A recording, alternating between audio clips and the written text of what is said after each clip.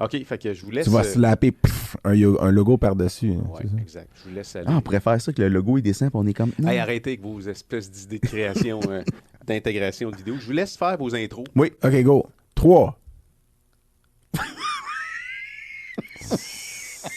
Ciboire. Bonjour. Non, c'est moi qui commence. Je sais, mais quand tu commences pas, des fois, j'ai le goût de commencer. OK. Mon Dieu, que c'est... Hey, puis je dis toujours la même affaire en réaction. C'est mon Dieu. Je sais pas pourquoi je dis ça. Mon Dieu. Parce que t'es tellement religieux. Non, c'est parce que tes grenouilles de bénitier. C'est d'autres mots qui sortiraient si je me retenais pas. Avec un T. Bonjour, je suis Éric Normand-Carmel. Je faisais juste des petits bruits pendant que tu parlais. Et je suis Louis-Philippe Delorimier. Non, on recommence ça avec le bruit, ça n'a pas de sens. On recommence ça avec le bruit, ça n'a pas de sens. OK. Bonjour, je suis Éric Normand-Carmel. Et je suis Louis-Philippe Delorimier. Nous sommes tous deux médecins vétérinaires. Et nous vous Est-ce que c'est ça? Parce que moi, je n'ai pas le temps. Nous vous présentons du coq. Alan. Ah ouais, c'est ça. Oh, moi, j'ai pas besoin de mon texte. Ça non, mais je m'en souviens très bien. Le podcast qui lève le voile sur la médecine vétérinaire et tout ce qui l'entoure. Toutes les cils qui l'entourent. Et aujourd'hui, Éric, premièrement, on doit remercier une grande compagnie. Bien avant ça, on doit dire que c'est le lancement de la saison 3. Oui, hey! Quelle cave je fais de moi. C'est le lancement de la saison 3. Il y a un grand quand même hiatus, en tout cas pour ceux qui les écoutent en série en 2027. Ça paraît pas du tout, mais pour ceux qui ont écouté l'épisode 18, excellent épisode avec Julie Tremblay qui a été lancé il y a longtemps, ça fait quand même un bout de temps qu'on n'a rien mis de nouveau. On vous présente... pour cette saison 3-là, on a un nouveau partenariat. Partenaire financier. Oui, et qu'on remercie vraiment de nous faire confiance et d'embarquer dans l'aventure du coq à l'âne. Qui amène de l'eau à la moulée. Au moulin. À la moulée, au moulin. Excellente moulée. Mais oui, excellente moulée. Parce que, Éric, ce commanditaire-là, c'est la compagnie Nestlé Purina. Il fallait que tu finisses ma phrase ou mon mot. Non, mais Nestlé Purina. Non, mais il me semble qu'il y a un autre truc entre les deux. Non. Ben, il y a un espace. Là. Nestlé Purina, qui est une compagnie au damier rouge. C'est ça qu'on dit, au damier rouge? Qui existe depuis... regarde, c'est ça. On a dû faire notre travail depuis très, très longtemps et qui est axé beaucoup sur la recherche. Donc, les nourritures ont toutes été travaillées. Puis... puis il y a des nourritures de la gamme vétérinaire, évidemment, là, qui se vendent dans les cliniques vétérinaires, qui sont des gammes qu'on a dites prescription pour traiter certaines conditions, dont toi, tu n'as aucune idée parce que, faut-il le répéter, tu es radiologiste. Mais aucune idée. Même... Attends, mes animaux ont mangé du Purina. Plusieurs de mes animaux ont mangé du Purina. Ont mangé, sont tombés malades ou ils n'ont pas survécu? C'est pour ça qu'il fallait prendre des assurances. Non, mais ils ont mangé tes animaux que tu avais jadis, puis celui que tu as aujourd'hui mange autre chose. Ben, c'est plus ma blonde qui s'en occupe. Fait que tu sais même pas. Je sais pas. Ça. Il y a une canne. Je même pas capable de dire qu'est-ce que. Pas. Mais moi, je peux dire fièrement quand même que. Puis c'est pas parce que je suis meilleur que toi, mais c'est parce que c'est moi qui les achète. Mais ils mangent du Purina. Moi, ma blonde, elle prépare les croquettes dans une tasse à mesurer, puis elle le met sur le dessus du comptoir, puis elle me donne ça. Son niveau de confiance en toi est bien expliqué dans tout ça. Inquiète-toi pas, Sébastien, si t'écoutes l'intro, on va parler de toi bientôt. Mais tout ça pour dire que moi, mes 3 animaux mangent du Purina d'ailleurs, puis on pourra en parler en long et puis même en large, parce que même mon chat Bruce... À un moment donné, on va parler de quelque chose en hauteur. C'est sûr. Il faut aller dans les 7 dimensions. Mais Bruce, mon chat, Bruce Wayne, dont on parle à la toute fin de cet épisode-ci, mange du Purina. Et c'est du Live Clear. Live Clear, c'est la bouffe qui réduit les taux d'allergènes. Qui est vraiment intéressant comme principe. Puis qui fonctionne pas dans 100% des cas, mais qui fonctionne bien dans certains cas. Puis j'ai d'ailleurs un de mes amis d'enfance, Luc, que je salue, qui avait Duchesne? Oui, Luc Duchesne, qui a travaillé d'ailleurs, qui travaille encore dans le domaine de l'imagerie médicale. Là, t'es en train de faire du name dropping dans une intro, ça va vraiment pas bien. C'est la plus longue intro qu'on a faite à date, mais je trouve qu'on est bien parti. Mais on remercie grandement Purina pour leur soutien. Purina qui nous permet de recevoir aujourd'hui, là on peut le dire. Le fameux, le fabuleux, l'étincelant, le sexy, le retentissant. Plus retentissant. Docteur Sébastien Foury. Tu vois, c'est la première fois qu'on fait ça, mais ça... synchro. Alors, on remercie beaucoup Sébastien aussi d'être venu se prêter au jeu. Sébastien qui a son aura et son fanbase qui le suit. Entre un cours de mandarin puis son vol pour partir à Londres. Au moment où on l'a vu, ça fait quand même quelques mois. On a enregistré cet épisode-là le 4 juin 2022. Il faisait beau, puis Sébastien, effectivement, était dans un mode où il partait pour Londres ce soir-là. Mais on a parlé de beaucoup de choses dans cet épisode-là, Éric, incluant ma possibilité d'avoir un TDAH, qui finalement n'était pas le cas. Le sien qui pense qu'il y a... Ben là, clairement, ça, c'est une erreur de diagnostic. Il faut que tu demandes une deuxième avis. Là-dessus. Ben oui. Mais bon, on repartira pas sur cette boucle-là, mais Sébastien nous parle de ça ouvertement, puis même de ça de son fils, à la limite, puis de son envie de prendre une pilule de temps en temps. Il nous parle aussi, Éric, de son mariage. Il y a des petites anecdotes à propos de son mariage assez succulentes en Italie. De sa barbe et de... Mais oui, de son look qui est quand même un enjeu, en fait, important par rapport à ses fans et aux gens qui les suivent dans ses émissions. Ben oui, parce que même si tous les goûts sont dans la nature, on peut dire que Sébastien, c'est un beau bonhomme. C'est un beau bonhomme, mais oui. Puis certaines de ses fans, qui en général ont en tout cas, sont pas toujours dans la vingtaine. Ouais, c'est un groupe d'âge bien ciblé. Ça permet de lui donner leur opinion sur son allure. Mais aussi, on parle évidemment d'entrepreneuriat, parce que Sébastien est un gars hyper impliqué dans plein de choses. C'est un hyperactif au sens peut-être pas diagnostiqué du terme, mais au sens... En tout cas, qui est capable de mener plusieurs projets de front. Oui, et en étant beaucoup mieux organisé que nous deux. Puis on parle aussi un peu de ce qui un peu traverse beaucoup des épisodes, mais la créativité, puis son parcours, puis déjà quand il était jeune, il avait fait des choses. Oui, exactement, c'est ça. Dans les médias, puis le théâtre, on parle un peu de... On revient sur nos émissions de jeunesse qui nous avaient fait vibrer, puis même, il y a un petit bout musical dans cet épisode-là. C'est la première fois qu'on a une prestation musicale. On s'était promis d'en faire. Je pensais pas que ça serait de ce type-là la première fois, mais écoute, c'était très beau. Puis il y a un segment troublant et touchant sur ce que j'appellerais de l'anthropomorphisme. Ça se peut, ça, troublant et touchant en même temps? Oui, parce que il y a plein de choses qui se peuvent en même temps que tu n'as pas idée.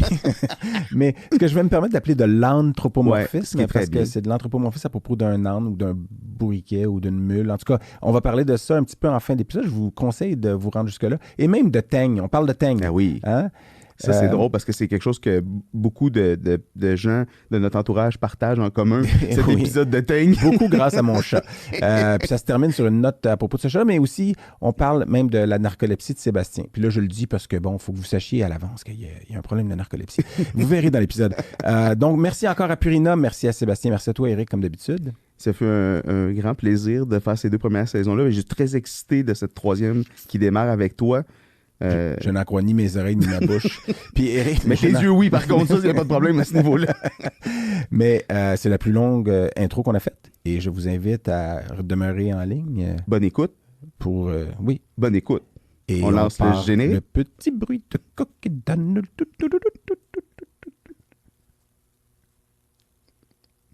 Fabuleux. Beaucoup trop long. C'était fabuleusement long. Le prochain va être mieux. Ouais. Veux-tu le refaire? C'est trop long? Non, c'est correct. En fait, au pire, on revient. On n'aura pas le temps de la refaire. Penses-tu qu'on peut en faire une super courte qui est juste pour niaiser, puis finalement, tu la rajoutes après l'autre? Ça fait des... Tu sais, tu pars le générique du coq, tu pars la musique, puis là, tu fais un bruit de break, puis là... Désolé, l'introduction était trop longue, on a décidé d'en faire une coupe. Merci Purina. Hey, merci Seb, ça va être bon. Bye. Écoutez ça, là. C'est genre une intro qui dure 2 secondes. OK, vous pouvez faire ça. Au calme. Pas de trouble. Attendez un instant, là. OK, allez-y. Toi, tu fais un scratch. Hey, go! Éric, ça n'a pas de bon sens. On a fait une introduction qui était beaucoup trop longue. Il n'utilisera jamais ça. Bonjour, je suis Louis-Philippe Delormier et... On fait du coq à l'âne avec Éric Normand-Camel, Louis-Philippe Delormier, on soit Sébastien Foury. On remercie Purina. Excellente croquette.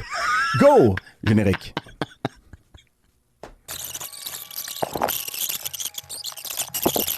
On va essayer de pas trop parler de l'actualité, là, mais en même temps... Non, mais je veux dire, arrête de regarder le même. Mais là, t'arrives avec le devoir. Oui. Non, mais c'est pas ça que je veux dire. C'est correct de faire ça. C'est quoi qui est dans le devoir? Ben, c'est parce qu'il y a le devoir d'aujourd'hui, là, tu sais. Fait que c'est correct. Mais qu'est-ce qu'il y a dans le devoir? Ça parle des fous de bassin qui meurent de la grippe aviaire, mais c'est correct parce que... Les oiseaux se cachent pour mourir. Ah, ouais. Se cachent plus pour mourir. Ouais, se cachent plus pour mourir. Mais on peut, de toute façon, c'est correct de le faire, tu sais. On le fait, c'est parce qu'on dit tout le temps, on essaie d'être intemporel. Je veux dire, on veut pas faire un épisode d'actualité qui est live. Non, il faut que ce soit... Je vais venir te l'installer. Ok, c'est bon. Puis, en fait, juste à voir, parce que je n'ai jamais posé la question, mais puis je t'avoue, j'ai pas écouté j'ai vu ceux que tu m'as présentés, les podcasts, mais je les ai pas écoutés. Non, mais je les ai pas écoutés. Puis, est-ce que c'est quoi en fait? Parce que nous, on fait un suivi sur l'épisode d'avant, puis en fait, la première demi-heure, c'est ça. Non, mais le but c'est quoi la trame de fond, ouais. Ben, ça s'appelle du coq à l'âne. Fait qu'on parle de tout et de rien. Ouais. On parle, écoute, dans le fond, là, ça recoupe à la limite ce que tu fais dans le sens où on parle de la médecine vétérinaire un peu, puis certains épisodes plus, on va parler de la santé c'est ça. animale. Mais c'est ça que je veux savoir. Est-ce que c'est animal? Non, Est-ce que c'est... le lien humain-animal. Puis, OK. Ouais, c'est toujours ça. Ceux qui n'ont pas des bons views, c'est toujours ça qu'ils disent, c'est que les algorithmes sont pas bons. On est non, mais... fait que, tu sais, le but, c'est d'informer les gens en divertissant et en étant... OK. Je sais pas si toi, tu as des consignes de ta maison, parce que, tu sais, moi, je peux communiquer avec ton agent ou ton agente, là. T'as-tu le droit de sacrer? T'as-tu le droit de... À Radio-Canada, tu sacres jamais. Dans tes shows, est-ce qu'ils me disent? Oui, des fois, dans Dr Sébastien, je sac. Non. Mais Radio-Can, il n'aime pas trop ça, mais il accepte beaucoup plus maintenant qu'avant. Oui, parce que la soirée est encore jeune, puis tu sais, il y a plusieurs choses. On n'est pas obligé de sacrer. C'est juste que nous, c'est arrivé qu'on l'a fait. Puis tu sais, je pense que je l'ai fait dans les premiers épisodes beaucoup. Puis à un moment donné, on Christ, je suis bien trop caliste. Fait qu'on a tourné ça down. Dans l'épisode avec Hugues Lacoste, c'est arrivé une couple de fois, il y a des crises qui sont sorties, tout ça. Évidemment, tu peux m'interrompre. Là. Toi, ça va peut-être être le meilleur pour ça à date, là, des invités qu'on a eu. Parce qu'on a eu une étudiante. T'as-tu appris à laisser parler les gens? Ah, je me suis écouté. Puis, je me rappelle, t'as eu comme un reality check. Un reveal. Oui, un reveal. Ouais. Pourquoi? Mais Eric, j'arrête pas de couper les gens. C'est toujours moi qui parle, je parle tout le temps. Puis je dis, ouais, mais Elpie, ça fait comme 15 ans qu'on essaie de dire ça. Là. Plus que 15 ans. Je rappelle, t'es comme, ah si, man, ça n'a pas de bon sens. Il y a rien que moi qui parle. Je coupe les gens tout le temps. J'arrête pas de parler tout le temps. Je suis gossant. Je me tape ses nerfs moi-même. Il était vraiment en train de faire un genre de coming out. Tu sais. Ah, mais moi, je l'aime pour ça. Fait que, bon. Toi, tu t'es couché à quelle heure, Eric? 2h30. Oh, j'ai suivi ton conseil. C'est juste une heure, juste une demi-heure après moi.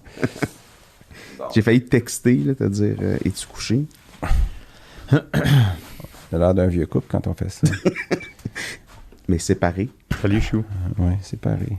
Ou si tu textes avec ta blonde, ça, c'est un problème là, dans ta maison. Es-tu couché?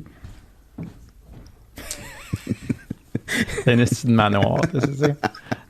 Puis dans l'aile ouest. Ouais, c'est ça. The Crown. Je suis assez proche. Eric? Oh, il est dans l'aile ouest. Ce soir, je suis dans la chambre thématique. Dans combien de temps t'arrives? Je pars de l'aile ouest, je vais arriver dans une demi-heure. Je trouvais qu'il était loin de ma sur ma voiturette de golf.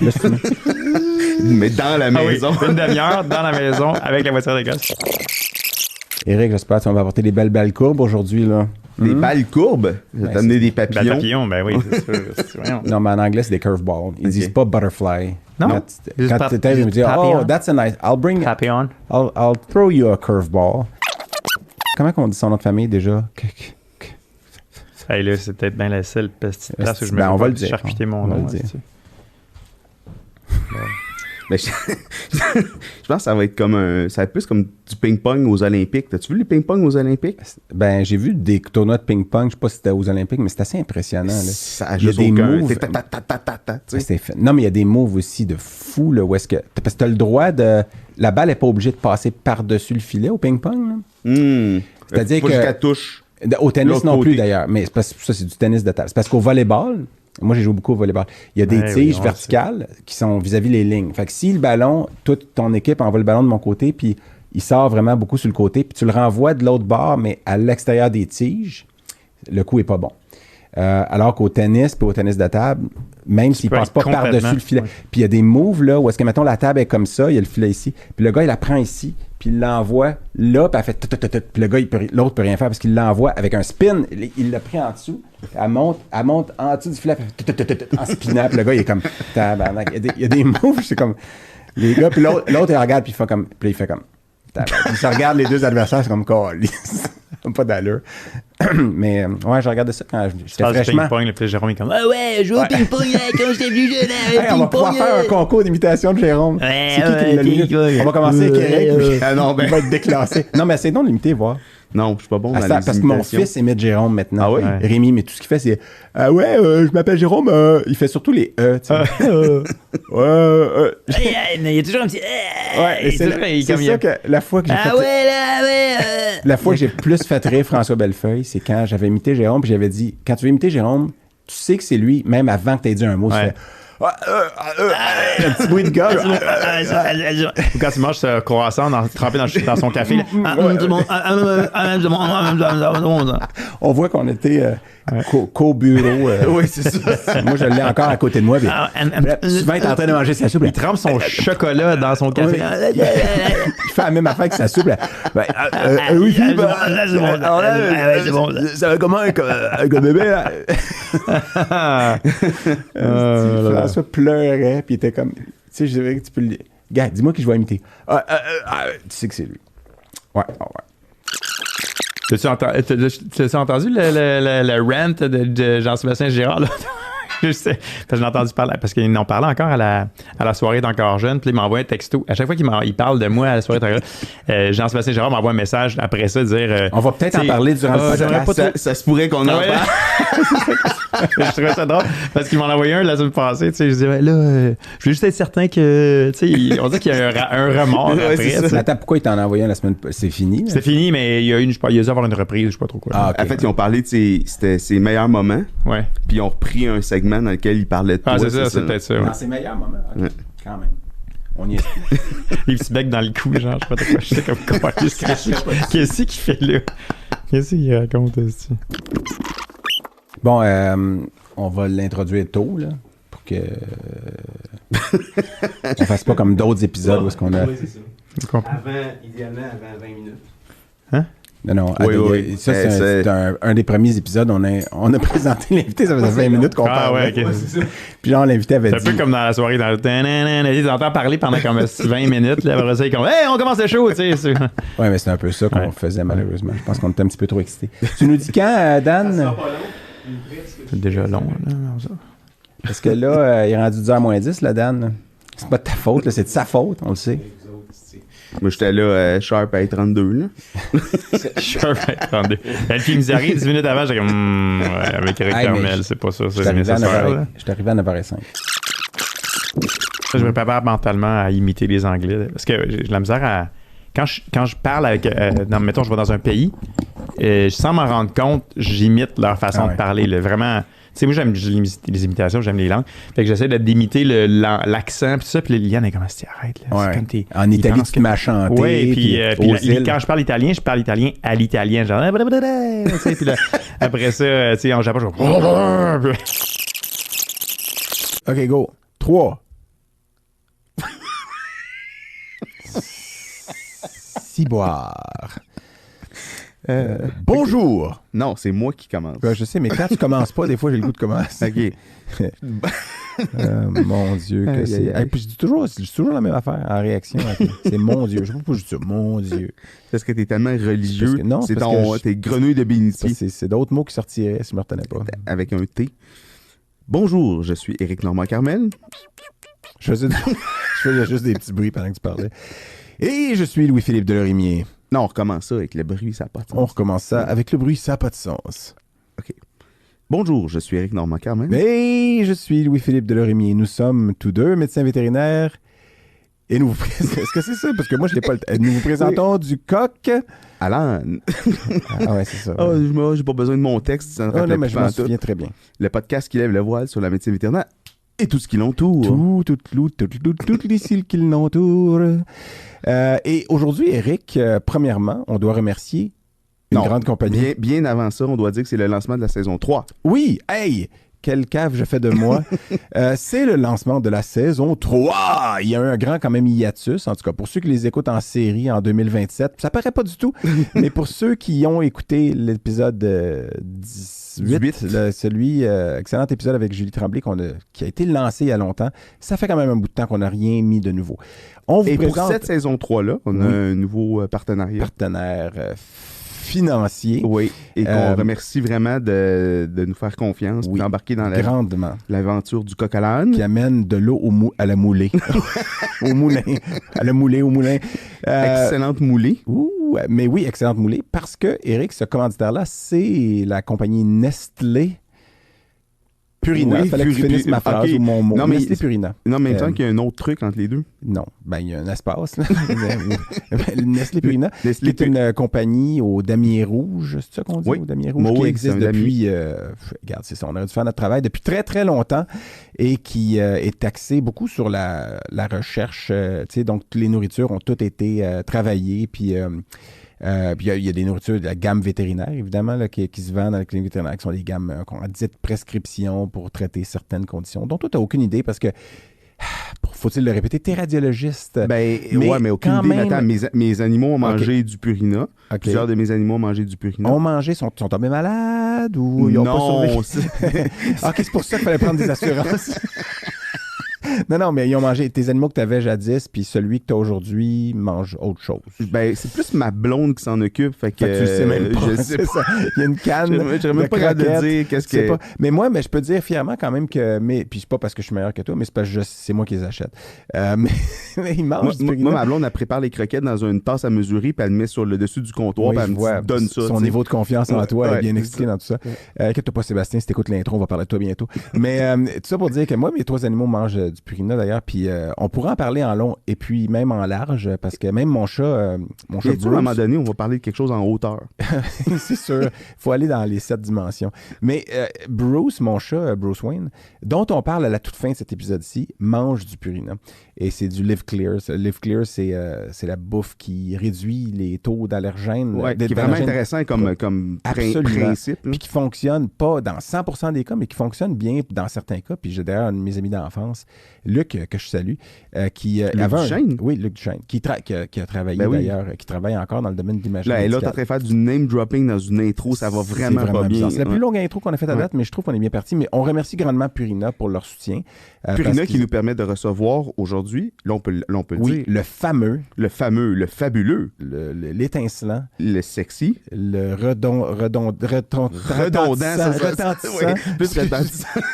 Docteur Sébastien Fourie. Tu vois, c'est la première fois qu'on fait ça, mais synchro. Alors, on remercie beaucoup Sébastien aussi d'être venu se prêter au jeu. Sébastien qui a son aura et son fanbase qui le suit. Entre un cours de mandarin puis son vol pour partir à Londres. Au moment où on l'a vu, ça fait quand même quelques mois. On a enregistré cet épisode-là le 4 juin 2022. Il faisait beau, puis Sébastien, effectivement, était dans un mode où il partait pour Londres ce soir-là. Mais on a parlé de beaucoup de choses dans cet épisode-là, Eric, incluant ma possibilité d'avoir un TDAH, qui finalement n'était pas le cas. Le sien qui pense qu'il y a... Ben là, clairement, ça, c'est une erreur de diagnostic. Il faut que tu demandes une deuxième avis. Là-dessus. Ben oui. Mais bon, on repartira pas sur cette boucle-là, mais Sébastien nous parle de ça ouvertement, puis même de ça de son fils, à la limite, puis de son envie de prendre une pilule de temps en temps. Il nous parle aussi, Eric, de son mariage. Il y a des petites anecdotes de son mariage assez succulentes en Italie. De sa barbe et de... Ben oui, de son look qui est quand même un enjeu, en fait, important par rapport à ses fans et aux gens qui les suivent suivent dans ses émissions. Ben oui, parce que même si tous les goûts sont dans la nature, on peut dire que Sébastien, c'est un beau bonhomme. C'est un beau bonhomme, mais puis certaines de ses fans, qui en général ont en tout cas, sont pas toujours dans la vingtaine. Ouais, c'est un groupe d'âge bien ciblé. Se permettent de lui donner leur opinion sur son allure. Mais aussi, on parle évidemment d'entrepreneuriat, parce que Sébastien est un gars hyper impliqué dans plein de choses. C'est un hyperactif au sens peut-être pas diagnostiqué du terme, mais au sens... En tout cas, qui est capable de mener plusieurs projets de front. Oui, et en étant beaucoup mieux organisé que nous deux. Puis on parle aussi un peu de ce qui un peu traverse beaucoup des épisodes, mais la créativité, puis son parcours, puis déjà quand il était jeune, il avait fait des choses. Oui, exactement, c'est ça. Dans les médias, puis le théâtre, on parle un peu de... On revient sur nos émissions de jeunesse qui nous avaient fait vibrer, puis même, il y a un petit bout musical dans cet épisode-là. C'est la première fois qu'on a une prestation musicale. On s'était promis d'en faire. Je pensais pas que ça serait de ce type-là la première fois, mais écoute, c'était très beau. Puis il y a un segment troublant et touchant sur ce que j'appellerais de l'anthropomorphisme. Ça se peut, ce troublant et touchant en même temps? Oui, parce que il y a plein de choses qui se peuvent en même temps que tu n'as pas idée.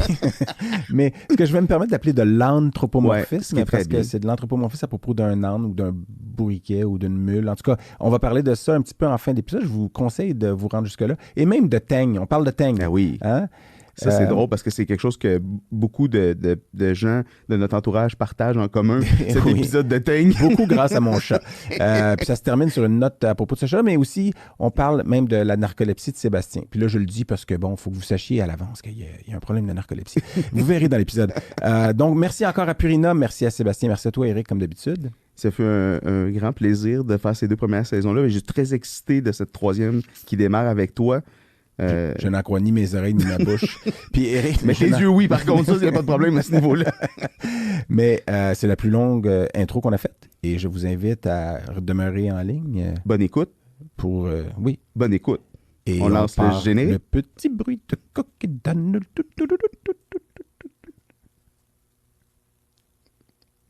Fabuleux. Beaucoup trop long. C'était fabuleusement long. Le prochain va être mieux. Ouais. Veux-tu le refaire? C'est trop long? Non, c'est correct. Enfin, au pire, on revient. On n'aura pas le temps de la refaire. Penses-tu qu'on peut en faire une super courte qui est juste pour niaiser, puis finalement, tu la rajoutes après l'autre? Ça fait des... Tu sais, tu pars le générique du coq à... Tu pars la musique, puis là, tu fais un bruit de break, là. Désolé, l'introduction était trop longue, on a décidé d'en faire une coupe. Merci Purina. Hey, merci Seb, ça va être bon. Bye. Écoutez ça, là. C'est genre une intro qui dure 2 secondes. OK, vous pouvez faire ça. Au calme. Pas de trouble. Attendez un instant, là. OK, allez-y. Toi, tu fais un scratch. Hey, go! Eric, ça n'a pas de bon sens. On a fait une introduction qui était beaucoup trop longue, il n'utiliserait jamais ça. Bonjour, je suis Louis-Philippe Delormier et... On fait du coq à l'âne avec Eric Normand, Louis-Philippe Delormier, on soit Sébastien Foury. On remercie Purina. Excellente croquette. Go! Générique.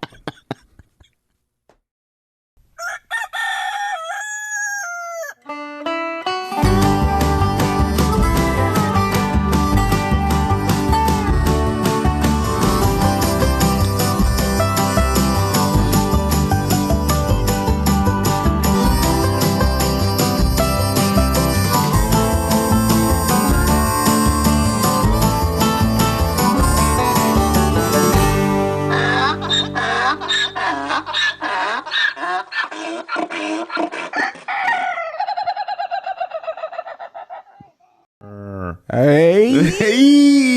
Nous revoici, nous revoilà! Comment vas-tu, mon onirique Louis-Philippe? Ben, je vais te répondre dans un instant, mais bonjour tout le monde! Bonjour. Hey! Oh, on a entendu une voix grave. Très grave. Qui est notre invité, notre premier invité, Eric. Bonjour à toi, Eric. Bonjour, Sébastien, on va dire docteur Sébastien. Oui. On fuck son nom juste pour faire comme dans toutes les... Docteur Sébastien Foury, ou comme disent les dames de plus de 50 ans, le beau docteur Coury! Salut les gars. Salut Seb. Merci beaucoup d'être là puis d'avoir accepté notre invitation. On t'en avait parlé il y a longtemps quand tout cela n'était qu'un projet. Puis c'en est encore un d'ailleurs. Oui. Mais bienvenue sur notre plateau de Studio Machine 47. 71. Excellent. Hey, t'as fini ma phrase. On essaye de pas faire ça d'habitude. Mais écoute, on va parler de toi dans un instant, mais on essaie de faire une petite entrée en la matière. Puis premièrement, Eric, qui l'eût cru, c'est le début donc d'une saison 3. Nouvelle saison, d'un temps nouveau. Oui. En même temps, c'est sur, si vous les écoutez dans le désordre, puis vous êtes un fan fini, vous pouvez commencer avec cet épisode-là. Puis reculer. Écoutez-le à l'envers, là, c'est super intéressant. De toute façon, vous essayez de ne pas parler de l'actualité. Donc, ça peut être écouté dans tous les moments. On est très intemporel. C'est ça, intemporel. Je ne sais pas combien de fois on a dit le mot intemporel dans cette podcast. Donc, les Canadiens qui gagnent la Coupe Stanley, pour eux, c'est pas nécessairement... c'est pas grave qu'on le dise. C'est pas un spoiler. Sur Sainte-Catherine hier. Fait que... donc, Eric... dans ma chaise longue. Tu me demandais comment j'allais. Je vais bien. Puis j'ai pris une note. J'étais tout de suite comme ça parce que... sauté dans le panier. Mais parce qu'on est un peu excité aujourd'hui. C'est comme une journée... c'est comme le pic pour l'instant. Là. Parce que je sais pas si les gens le savent puis si on l'a déjà dit. Oui, on l'a déjà dit. Tu sais pas ce que je veux dire. Coprophage. Mais en fait, ce que j'allais dire, c'est qu'on enregistre 3 épisodes à la fois quand on vient en studio avec Machine 4671. Puis aujourd'hui, c'est le premier des 3, puis ça fait quand même 3 mois qu'on n'est pas venu ici. Ouais. Donc, c'est toujours excitant dans ce temps-là. C'est comme si on retournait dans le magasin de bonbons, puis aujourd'hui, le bonbon, c'est ça. C'est moi le bonbon. C'est chanceux. Puis écoute, soyeux et parfumé. Arrête ça. Donc, tu sais, cet épisode-là, qui est le premier des 3, il y a toujours plein de choses qui sont arrivées dans nos vies respectives, là, récemment. Puis moi, ben, je vous avoue candidement que hier, j'ai fait ma première pré-rencontre en neuropsychologie pour évaluer si j'étais C'était quoi? T'étais un autiste? Pour savoir si je suis TDA. Non, pour savoir si je suis TDA. OK. Puis bon, Parce que moi, je peux te confirmer que t'es autiste. Là, mais j'ai dit, c'est une évaluation... Pour lui, c'est comme pitcher de l'argent par les fenêtres. Je veux dire, le diagnostic est déjà établi. qu'on le sait tous qu'il est... Le pire, c'est que j'ai dit à la gentille psychométricienne qui je parlais hier, bon, là, entre autres, si vous voulez avoir un diagnostic plus rapide, vous pouvez écouter les épisodes de podcast que je fais avec un ami. Puis là, elle posait la question, est-ce que vous interrompez souvent les gens? Est-ce que vous vous rendez compte de ça? Alors, les gars, est-ce que... Moi, j'ai jamais remarqué que tu interrompais les gens. Jamais. OK. Fait que c'est... bon, en fait, quand Louis-Philippe et moi, on est dans la même pièce, on s'interrompt mutuellement. Fait que finalement, il n'y a rien qui se passe au bout du compte. Comme on a juste des brides. Ça va faire des belles réunions. Ah non, c'est que ça... Ben, ça dépend. Dans les réunions, des fois, je ferme ma gueule puis je pars dans mes pensées. Moi, non, j'ai jamais vu ça. Mais Sébastien a une voix assez forte puis je suis capable de faire la même chose. Quand il rentre dans une pièce, mon volume monte automatiquement. Mais c'est une des façons pour prendre le contrôle c'est de monter ta voix plus fort que les autres. C'est un travail que j'ai fait, que j'ai développé depuis longtemps. Il l'a développé assez rapidement, je te dirais. Donc, il y a ça qui est nouveau dans ma vie, mais je suis juste un processus. Fait que probablement, quand vous allez écouter ceci, j'aurais été diagnostiqué, je prendrai des pilules, puis tout va mieux. Non, mais est-ce que tu penses vraiment, est-ce que tu as un intérêt de prendre des comprimés? Ben là, on va pas partir là-dessus. Là. C'était juste une chire que je voulais pas débuter. Mais en fait, c'est parce que, puis je pense que c'est la première chose que j'ai dit hier à la dame, puis je vais être ouvert là-dessus, là, c'est que je pense que si je suis TDA, je pense pas que je suis H, là, tu sais, je pense pas que je suis pas tout le temps en train de bouger puis de fidgeter, là, quelque chose. Mais si je suis TDA, j'ai toujours été capable de compenser, en tout cas pour dans ma vie, mais plus tu as de responsabilités, de choses qui arrivent, puis moi j'ai un bébé qui va avoir 6 mois dans une semaine, puis j'ai une conjointe qui est très organisée, puis moi c'est un chaos relatif toujours, puis je me rends compte... C'est chaos ou chaos? Moi, j'ai toujours prononcé le S. Il dit chaos, puis moi, ça me gosse tout le temps. Mais moi, j'ai toujours dit chaos, mais... moi, chaos, ça me go. Ça me gosse. Mais, non, mais en fait, tu parles de TDA. Ben, moi, je suis convaincu que je le suis. En fait, mon fils l'est, il est diagnostiqué. Moi, je suis convaincu que je le suis, mais compensé. Il y a différents niveaux. Ouais. Non, toi, je sais que tu l'es, puis t'es probablement TDA H, puis ton H, tu l'utilises à bon escient, ou à bon escient. Ben, en fait, je suis bien entouré. Je suis bien entouré de gens qui, eux autres, complètent ce que je commence. Oui, mais est-ce que tu as toujours plusieurs onglets ouverts dans ton furteur? Tout le temps. Il paraît que c'est un signe qui est comme assez pathognomonique. Mon furteur, qui dit ça? Mais à part toi. Mais moi, ça m'impressionne. Puis un des pires pour ça, c'est Marc-André Danjou qu'on salue. Là. Quand je vais dans son bureau, je regarde son Chrome, là, que il y a les onglets, tu peux même plus voir la première lettre. C'est ça. C'est impressionnant. Mais mon fils a commencé à prendre des médicaments cette année parce que c'était difficile. Il était en sport-études, puis il était incapable de faire tout en même temps. Puis il a commencé à prendre des comprimés, là. C'est une petite dose, là. Il a fait comme 8 heures de mathématiques non-stop assis il dit, je me suis jamais senti aussi capable. Puis il se sentait bien avec ça. Vraiment. Il était un peu au début, les 2-3 premiers jours, mais après ça, il dit, j'ai jamais senti que j'étais capable de rester concentré sur un travail. Puis il fallait qu'il reprenne toute sa session. Il était en sport-études, fait qu'il a tout manqué sa session de mathématiques. C'est capoté. Puis on salue Noah, là, j'espère qu'il est ouvert au fait qu'on parle de ça dans notre podcast. Mais ça te donnait pas le goût d'en parler. Ben oui, mais ça. Pour cette boîte de pilules, j'étais comme, oh mon Dieu, c'est comme un rêve. Je deviendrais un super-héros, je pense. Excellent. Mais non, moi, en tout cas, je suis pas encore... C'est parce que c'est ça. Je me suis rendu compte que ça nuisait aux personnes près de moi. Puis je pense à vous deux. Je pense à ma conjointe, surtout Anne-Sophie, que je vais saluer. Je pense à mes techniciennes, j'allais ça dire ça en plus, aux techniciennes avec qui je travaille ou qui travaillent avec moi, qui souffrent depuis des années, à mes 2 garçons, etc. Puis le pire, c'est qu'elle dit, ben là, est-ce qu'on peut communiquer avec votre famille? Je suis comme, ouais, vous pouvez, mais je suis pas sûr qu'ils parlent. Tu sais, dans le temps, en tout cas, ça existait pas dans le sens mais là, jamais. C'est toi l'invité aujourd'hui? Non, c'est ça. Fait que, écoute, ça, c'était pour... Sébastien a raison. C'est de lui qu'il faut parler. Ben moi, je vais te demander comment tu vas, parce que je vois que t'as coupé ta barbe. Oui. T'as adhéré aux commentaires de tes fans. C'était un des points. C'est drôle, hein? Mais en fait, ça faisait longtemps que je voulais couper ma barbe parce que j'ai fini la saison des poilus. Je m'étais dit, pour l'été, je vais... C'était pas juste pour le thème du titre, là. Non, pas du tout. Mais non, j'aimais le look de la barbe. Je trouvais ça le fun. Moins le baby face, tu sais, puis j'avais beaucoup de beaux commentaires. Oui, puis en général, les madames plus âgées aiment pas que j'aille une barbe, mais les plus jeunes aiment que j'aille envoyé une barbe et je me dis, tabarnouche, je vais peut-être changer mon casting. Donc, je suis une fille moins âgée dans oui, l'âme. c'est ça. Moi, je trouvais que ça te faisait bien. Ouais. Est-ce que ça te vieillissait peut-être un peu? Ça me vieillit beaucoup. On a une cliente quand même en commun qu'on nommera pas qui me dit la semaine dernière, puis tu le sais, là, moi, je l'ai vu avec son chat. Qui a plus âgée, madame. Oui, une madame plus âgée. Puis elle me dit, je voulais, puis là, dans la salle d'attente, à haute voix devant plein d'autres clients, parce qu'elle parle fort des fois, puis elle n'est pas très gênée. Je voulais vous dire, là, c'est la mode des barbes en ce moment, là, puis moi, je voulais vous dire que vous, là, ça vous va très bien. Ça vous va très bien, la barbe. mais Sébastien, par exemple, qui me rase ça. Non, lui, ça, non. Là, puis c'est capoté la quantité de messages que j'ai eu pour ma barbe, là, c'est fou, là. Moi, c'est ça qui m'a fait tomber en mode machin, c'est que les gens prennent la peine de t'écrire ou de t'envoyer des messages pour te parler de ton look. Oui, puis c'est par la poste, en plus, c'est une lettre. Par la poste, mais j'en ai sur les Instagram, j'en ai sur... Tu sais, j'ai vraiment des méchants, gens fâchés, là, que j'ai une barbe, là. Tu sais, c'est comme, voyons donc, comment tu peux me faire ça à moi? Non, ta face, c'est du domaine public. Moi, dans ma TV, tu sais, d'avoir une barbe, puis t'as maigri, puis je sais pas trop quoi. Puis, tu sais, non, c'est vraiment... Il y en a une qui s'inquiétait de sa santé, parce qu'il a maigri, puis il met sa barbe, il l'a fait pousser juste pour cacher ses creux de joues. Les creux de joues, oui, c'est ça. Mais regarde, je pense que ça fait partie de... Parce qu'en fait, on l'a pas dit, je voulais le dire en intro, parce que c'est peut-être pas tout le monde qui te connaît, mais Sébastien, t'es probablement le vétérinaire le plus médiatisé au Québec, là, fait que c'est de là que viennent ces commentaires-là. En tout cas, j'allais dire, bon, il y a François Bellefeuille, mais il n'est plus vétérinaire. OK, le vétérinaire mais c'est vrai que, puis c'était pas pour rien t'enlever, Sébastien, mais c'est vrai que vétérinaire qui pratique, puis qui parle de son travail médiatisé ici. pour la médecine vétérinaire. Oui, pour la médecine vétérinaire, t'es définitivement... Puis moi, évidemment, c'est une des raisons pour qu'on t'invite, parce que c'était juste parce que t'es mon ami, ça compterait pas.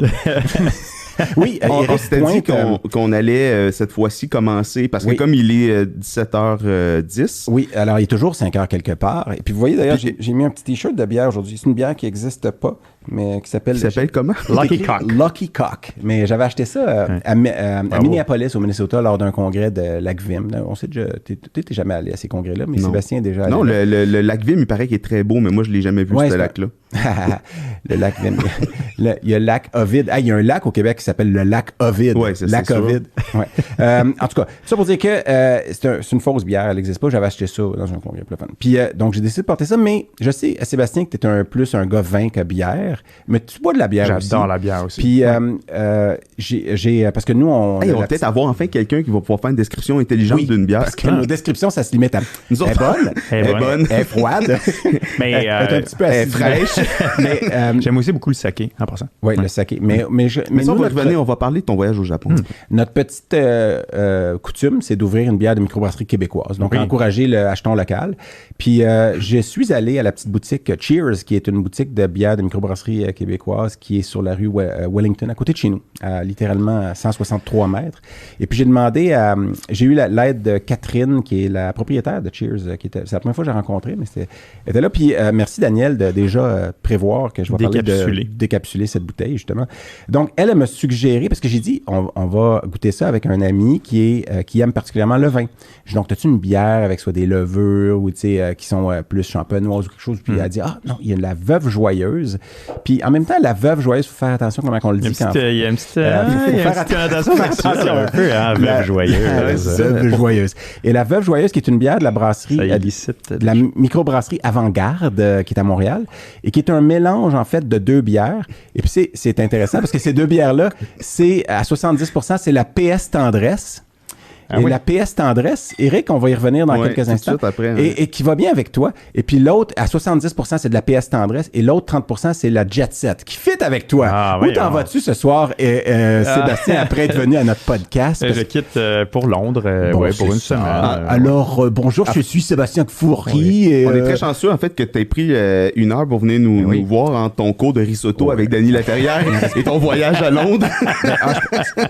Puis, attends, mais pourquoi j'ai toujours le plus petit verre, là? Je me fais toujours... donne-moi la fond de la lie. Fait que tout ça pour dire que la Veuve Joyeuse, puis là, je vois déjà que tu y as goûté, mais c'est donc une combinaison de PS Tendresse et de Jet Set, affinée en fût de chêne et avec un ajout de leur mélange maison de levure et de bactéries lactiques. Puis, mélange maison de levure, moi, je trouve toujours ça sonne toujours douteux, hein? C'est comme, oui, je fais mes propres ferments. OK. Alors, on va goûter comment ça, ils l'ont trouvé au début, c'est ça aussi, c'est... Puis donc, Sébastien, pour toi, la Veuve Joyeuse, et je vais montrer à... C'est ma caméra ou... Oui, alors la Veuve Joyeuse... Elle sent bon. Une belle... Puis on va laisser Sébastien décrire parce que, justement, on sait que... Puis merci encore à Catherine de Cheers. Ben, en fait, on le sent, le ferment lactique, beaucoup, il est comme acidulé. Un peu comme les sour beer, un peu, là, qui a... plus très légère aussi. Presque un peu comme une gueuse aussi, là, les bières. Puis il y a comme un petit côté pomme, comme un peu la goût de cidre, un peu. Hein? Est-ce que c'est moi qui hallucine? Ben, tu trouves que le chêne ressort beaucoup? C'est une bière qui est affinée en fût, en foudre. Il est écrit en foudre, mais ça va être bientôt, Daniel. Ça. On a une autre petite chose, mais vu que Eric, moi je la trouve très bonne, elle est très rafraîchissante. C'est une bonne bière aussi pour l'été, ou vu que ça sort à l'automne, en tout cas de fin d'automne, les journées chaudes. Ouais. Alors santé à vous trois. Santé, merci. Santé, Daniel qui n'en a pas. On trouvait ça parfait parce que ça faisait le lien... Louis-Philippe et moi, on est des fans de La soirée est encore jeune qui s'est terminée récemment. Puis un samedi. Tristement. Ben, il va y avoir une suite, mais bon. Récemment, ils ont comme parlé. Ils ont parlé de toi à quelques reprises, Jean-Sébastien Girard, souvent. Puis récemment, puis je trouvais que c'était on fait toujours la bio de nos invités, puis je trouvais que c'était une belle façon de débuter de décrire. Puis parce qu'il y a la PS tendresse dans la bière. Qui fait le lien PS tendresse, puis justement, il faisait référence à ton horaire, tu sais, toi qui fais du mandarin, puis même, il disait, il est grand, il est mince, il a de l'esprit, il a du charisme, des yeux bleus comme la grotte de Capri, parce qu'évidemment, faut qu'on parle de Capri. Mais surtout, je pense que c'est ce qui décrit le mieux. Il a une belle petite nuque dorée bien dégagée. Une nuque qui crie vite, vite, venez déposer des bisous sur moi. J'avoue que j'avais jamais pensé à ma nuque en général. On remercie Jean-Sébastien Girard pour cette donner du matériel. Pour cette définition-là. J'avoue que j'en ai entendu beaucoup parler de ma nuque dorée et des yeux bleus de la grotte de Capri.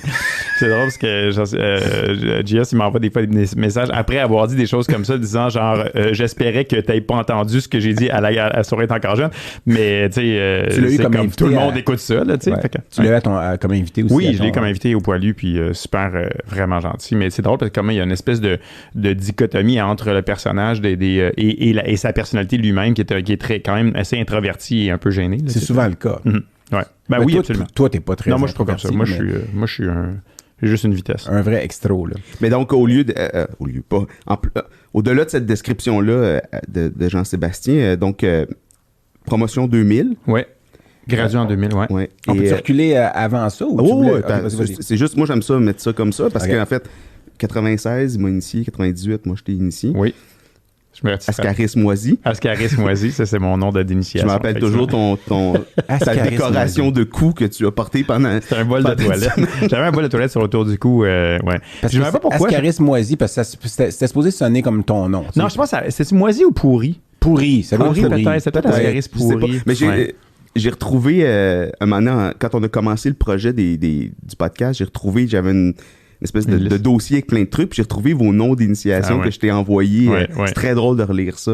Oui, parce que puis il y a plein de personnes que j'avais oubliées qui étaient dans ma promotion, en fait. Puis là, je me rappelais de leur nom d'initiation. Okay. Puis tu dis, ah oui, je me rappelle de... On a une filiation, là, parce que j'ai initié Eric, puis Eric t'a initié. Oui, c'est ça. Mais tu sais, c'est ça. Puis, 2000, ça fait quand même un petit bout de temps. Hein? Ça commence à... 22 ans, ça n'a pas de bon sens. Qui était ton parrain ou ta marraine? Ma marraine, c'était le docteur Feifel. Une certaine docteur Feifel. J'avais oublié ce détail quand moi, même. Je ne savais pas non plus. Tu ne savais pas non plus? Non, même si j'ai... Pour vrai, c'était ta marraine? Oui, c'est ma marraine. Voyons donc. OK, bon, pour ceux qui... En tout cas, attends, pas de suite. Tu vas voir. Et donc... Ça va partir croche, ça, je le sens. Mais avant de rentrer en médecine vétérinaire... Oui. Tu as fait un peu de... Qu'est-ce que tu as fait avant de rentrer? En fait, j'ai fait de la biologie 2 ans. J'ai fait de party au cégep pas mal parce que j'étais dans l'école secondaire de garçons. Dans le club. Et puis, j'étais arrivé au cégep et fait oh mon Dieu, il y a des filles dans mon cours. Fait que là, j'écoutais pas vraiment. J'ai regardé la nuque dorée de ma voisine en avant, tu sais, que je me rappelle très bien. D'ailleurs, les petits cheveux curly, blonds, elle était mignonne comme tout. Puis, fait que j'écoutais pas beaucoup dans les cours de maths. Puis j'ai coulé, mais non, j'ai pas coulé, mais ça passait proche. Fait que finalement, je suis pas rentré en médecine vétérinaire comme certains de mes collègues, comme le docteur Jasmin qui était dans mon année et qui lui est rentré immédiatement. Moi, j'ai été en médecine en biologie 2 ans. McGill? Non, à l'Université de Montréal. L'Université de Montréal, 2 ans en biologie et microbiologie. J'ai adoré ça. Puis c'est là que j'ai commencé à me concentrer sur la médecine vétérinaire. Puis je voulais rentrer. Tu voulais être vétérinaire bien avant, là. Au cégep. En fait, très jeune, je voulais être vétérinaire. Ensuite, j'ai comme au secondaire, j'étais un peu, je savais pas trop au début du cégep non plus. J'aimais beaucoup le théâtre, j'aimais beaucoup je faisais du cinéma quand j'étais au secondaire, des émissions de télévision à Télé-Québec. Tu faisais du cinéma quand tu étais au secondaire? Dans quel film? J'ai fait 2 courts-métrages. Ouais. 2 courts-métrages, c'était des films plus... d'auteur, là, tu sais, fait que c'était pas des grands déploiements, mais tu sais, c'était... ils sont sur YouTube, ces films-là? Je les ai jamais trouvés. Il y en avait un, c'était... Dans des sites payants? Oui, c'est ça. Non, au secondaire, quel genre de vidéo? Non. D'ailleurs, au secondaire, Eric. Ouais. Ah oui, pardon. J'étais avec une des... j'ai oublié, Laurier, Lucie Laurier. Ah oui, Lucie. La petite sœur de Charlotte. Oui, Lucie Laurier, un des courts-métrages que j'ai fait quand j'étais plus jeune. Bref, c'est ça. Fait que je faisais ça, puis j'aimais beaucoup ça. Puis ça m'est revenu au cégep. Je faisais du théâtre. J'avais beaucoup aimé faire du théâtre au cégep. Puis j'avais envie d'appliquer à l'École nationale de théâtre. Puis j'étais juste, tu sais, entre la science et le drôle, théâtre. Hein? Tu sais. Ouais. Mais on est... je m'inclus là-dedans, mais on est plusieurs quand même à avoir une petite fibre aussi de création, ou en tout cas c'est sûr que moi j'ai une grande gueule, mais moi au cégep, j'avais pas fait ce que tu as fait, mais j'étais dans le troupe de théâtre, on avait fait une présentation, il y avait une soirée Méritas de sport, là. Puis d'ailleurs, c'est assez drôle parce que le monde est petit, là, on le dit tout le temps, là, mais puis j'avais un collègue à moi, on avait été animateur, puis on avait scripté toutes on savait qui recevait les trophées, fait qu'on écrivait puis c'était un peu dans le temps justement de Rocky Belles Oreilles, fait qu'on avait fait des sketchs avec des fausses publicités, des parodies, où est-ce qu'on remettait des prix, puis on avait eu du fun à faire ça. Ben, tu sais, il y en a beaucoup, puis ça paraît dans ta personnalité. Eric aussi, tu étais un peu comme ça. C'est-à-dire que, tu sais, il y en a qui ont cet intérêt-là ou aimer être dans le spotlight, puis de faire rire les gens, puis d'entertainer. En fait, c'était ça. C'est ça mon côté. C'est pas le même côté du cerveau, en tout cas, le même côté du cerveau. Pas du tout, mais des fois, on met ça en opposition. Mais c'est complémentaire. C'est complémentaire. Tu as réussi à combiner les deux, puis ça, c'est vraiment le fun. Ouais. Moi, je suis vraiment content de pouvoir faire. En fait, je pense pas que j'aurais continué en médecine vétérinaire si j'avais pas cette autre partie-là de ma vie. Tu sais, je suis entrepreneur, mais les médias, en fait, le showbiz, les médias, l'entertainment, c'est quelque chose qui m'intéressait beaucoup, que j'ai toujours aimé. D'ailleurs, quand on était à l'université en médecine vétérinaire, on faisait des shows avec François, puis avec vous autres aussi, là, fait qu'on faisait de la musique, du théâtre, des sketchs. Donc, ça m'a toujours beaucoup intéressé. Donc, de pouvoir combiner les deux maintenant, c'est vraiment ça qui me fait triper, moi, dans ma vie. Là. Mais tu as aussi un esprit scientifique, évidemment. Puis, pour les gens qui pensent que c'est pas vrai que t'es bon puis que t'es juste beau, je travaille avec toi, fait que je sais que t'es pas complètement en dehors de la traque, en général, quand tu parles de médecine. Merci, c'est gentil. Je le dis, je fais exprès de nuancer, mais non, mais t'es un très bon vétérinaire, généraliste. On dit généraliste, des fois, j'aime pas ça dire ça parce que ça sonne comme quasiment péjoratif. Ben, juste dans ta bouche, là.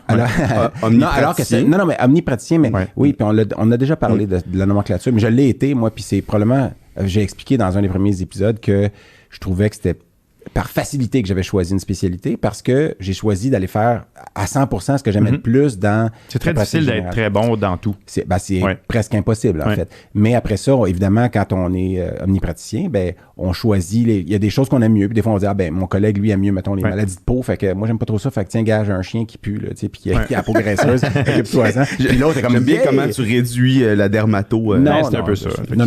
Légal et du plus. OK, fait qu'on va continuer avec... C'est drôle parce que tu as fait l'internat avec 2 futurs radiologistes qui sont aussi accessoirement 2 de mes très bons amis, Hugo et Laurent. Oui, absolument. Hugo Joly et Laurent Blond, pour les nommer complètement. C'est mes bons amis, mon bon ami Laurent. Puis Hugo aussi, très ami. En fait, j'ai gradué en même temps qu'eux autres. On a fait notre internat ensemble, effectivement. Mais il y en a beaucoup de nos années qui ont fait des spécialisations aussi par la suite. Oui, c'est vraiment... 96 à 2002, là, c'est comme le nœud où les spécialités ont émergé. Oui, vraiment. C'était comme nouveau au Québec. Les gens devenaient de plus en plus ouverts à pousser plus loin la médecine. Puis on se disait, oh mon Dieu, OK, finalement, je vais pouvoir faire de la médecine vraiment super intéressante. Puis les premiers spécialistes formés aux États-Unis revenaient aussi. Au milieu des années 90. Je pense que la première boardée, c'était Manon Paradis puis Rocky Di Frucchia qui faisait, pour ceux qui ne sont pas dans le domaine vétérinaire, c'était parmi les premiers vétérinaires qui revenaient de soit des provinces canadiennes anglophones ou des États-Unis avec des diplômes de certification qui existaient depuis pas si longtemps que ça non plus. Là. Les collèges ont été créés, collèges américains qu'on appelle de certification, ont été créés dans les années 70-80. Mais à ce moment-là, on se considérait vraiment très en retard par rapport aux États-Unis où est-ce que, là-bas, ils faisaient de la super médecine vétérinaire, puis le lien avec les animaux était vraiment tellement plus fort que les gens investissaient beaucoup plus. Côté puis, en fait, anglophone. Oui, en fait, anglophone et États-Unis. T'en as parlé, je sais plus, je lisais de ta plume, je sais pas si c'était dans ton livre, mais justement que c'était la différence avec la culture anglo-saxonne, c'est que pendant longtemps au Québec,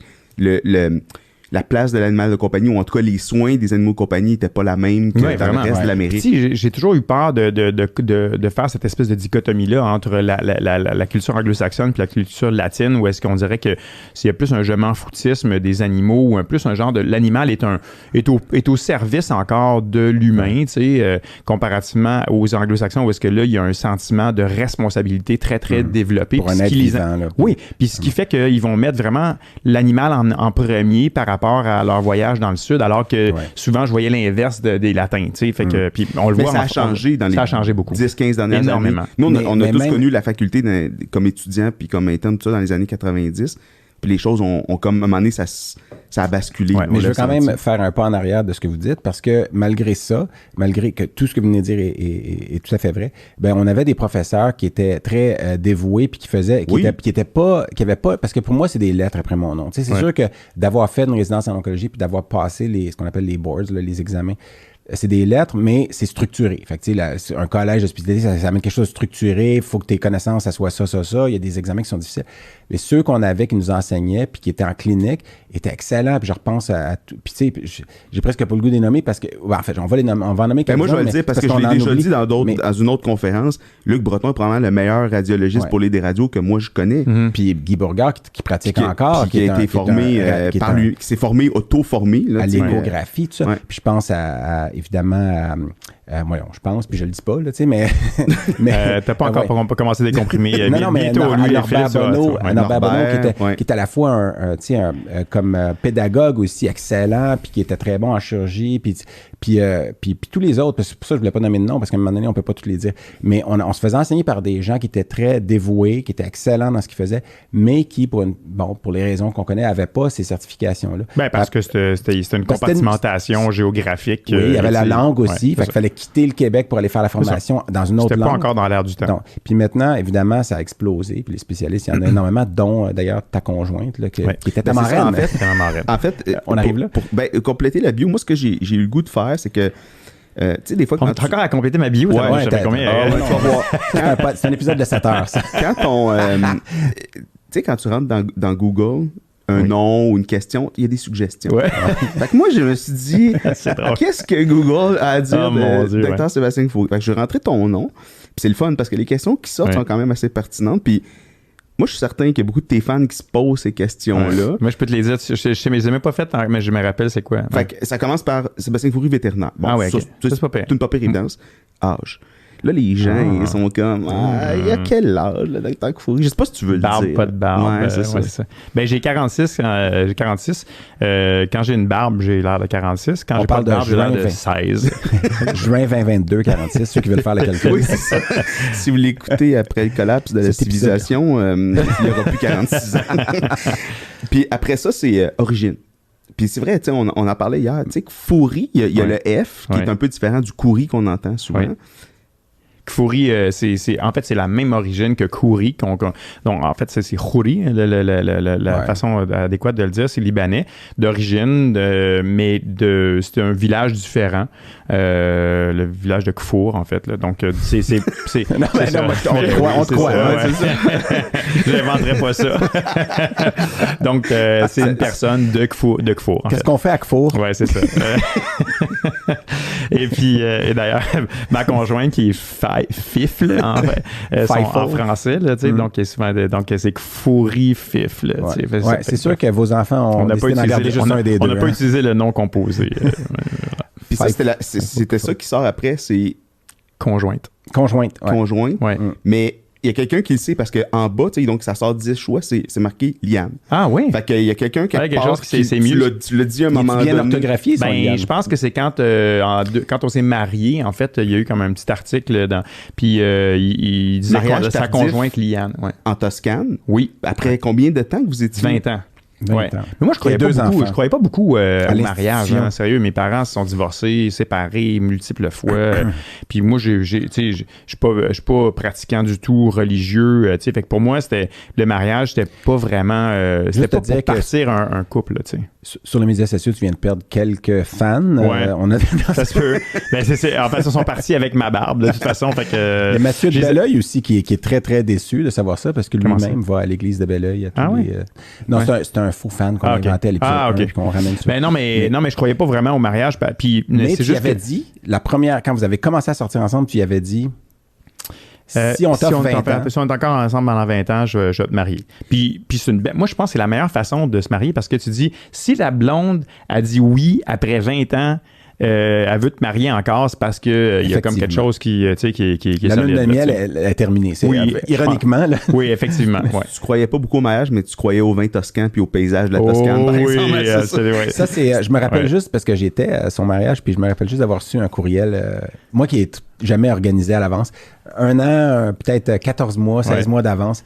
Si jamais on se mariait en Toscane, qui serait là, tu sais, puis là, les emails, t'as jamais vu des emails répondre aussi rapidement. C'était avant la COVID, donc on n'était même pas encore, mais c'était super parce que nous, on voulait faire ça avec on rêvait de ça, d'avoir les amis, là, tu sais, puis on est des grégaires, tu sais, la médecine vétérinaire aussi, on a vécu à Saint-Hyacinthe, on était toujours en gang pendant 50 ans, 40 ans, donc nous, ça fait partie de notre ADN d'être avec nos amis, comme vous le savez, là, on est toujours très, très collés, puis de pouvoir faire ça dans un endroit où est-ce qu'on reste tous ensemble, puis ça reste encore le plus beau voyage de ma vie, un de mes plus beaux voyages de ma vie, en fait. C'est une semaine, tu sais, déjà, tu le sais qu'il n'y aura pas de Runaway Bride, là, parce que justement, à cause de ton 20 ans, puis tout ça, puis c'était près de Lucca, sur les collines toscanes, tout ça. C'est un peu cliché d'être en Italie, mais en même temps, c'est dur de trouver, on a cherché partout pour pas être cliché, puis finalement, la seule place qui fitait avec ce qu'on voulait, le coût, l'espace, la beauté.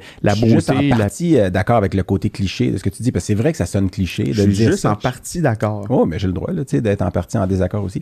Mais je veux dire, c'est que moi, le côté mariage destination, là, destination wedding, au départ, j'aimais pas trop ça quand j'étais... Si on recule de plusieurs années. Puis évidemment, il y a Jérôme qui s'est marié en France, mais lui, il est français, donc il est retourné dans son pays, on se marie près la famille, ou ses parents, etc.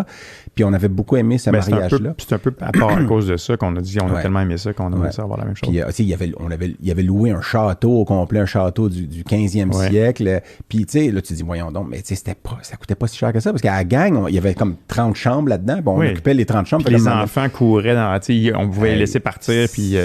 il fallait juste les surveiller pour pas qu'ils tombent dans la douve. Dans la douve. On était à un jet de pierre avec les crocodiles. S'assurer qu'ils passent sur le pont-levis et non pas à côté. Non, puis là, il y avait la petite cérémonie dans la chapelle de Chambord. Puis il pleuvait à Sio, mais c'était pas grave. Puis il y avait les corps français, les corps de chasse qui étaient là. C'était féerique. On l'a pas fait aussi grandiose, mais non, mais vous, c'était dans la... C'était féerique. Sauf le bout, est-ce que tu t'es coupé le doigt de façon assez... Oui, et j'avais 2 chirurgiens. Oui, je me suis chopé le je faisais le souper pour tout le monde, même, puis j'ouvrais les paquets de pâtes, puis avec un couteau Sanelli d'à peu près 12 pouces de long. Puis finalement, je me suis ouvert le doigt sur à peu près 5 cm, mais vraiment à l'os. Profond, là. Tu voyais la petite viande du pouce qui sortait. Vraiment à l'os, là, tu sais. Fait que là, ça pissait le sang partout. Puis là, tout le monde avait tout bu 3-4 verres de vin. Fait que là, probablement pour ça que je me suis coupé. Puis j'avais les 3 chirurgiens. J'avais Hélène, Louis et Jérôme. Tes 3 chirurgiens vétérinaires.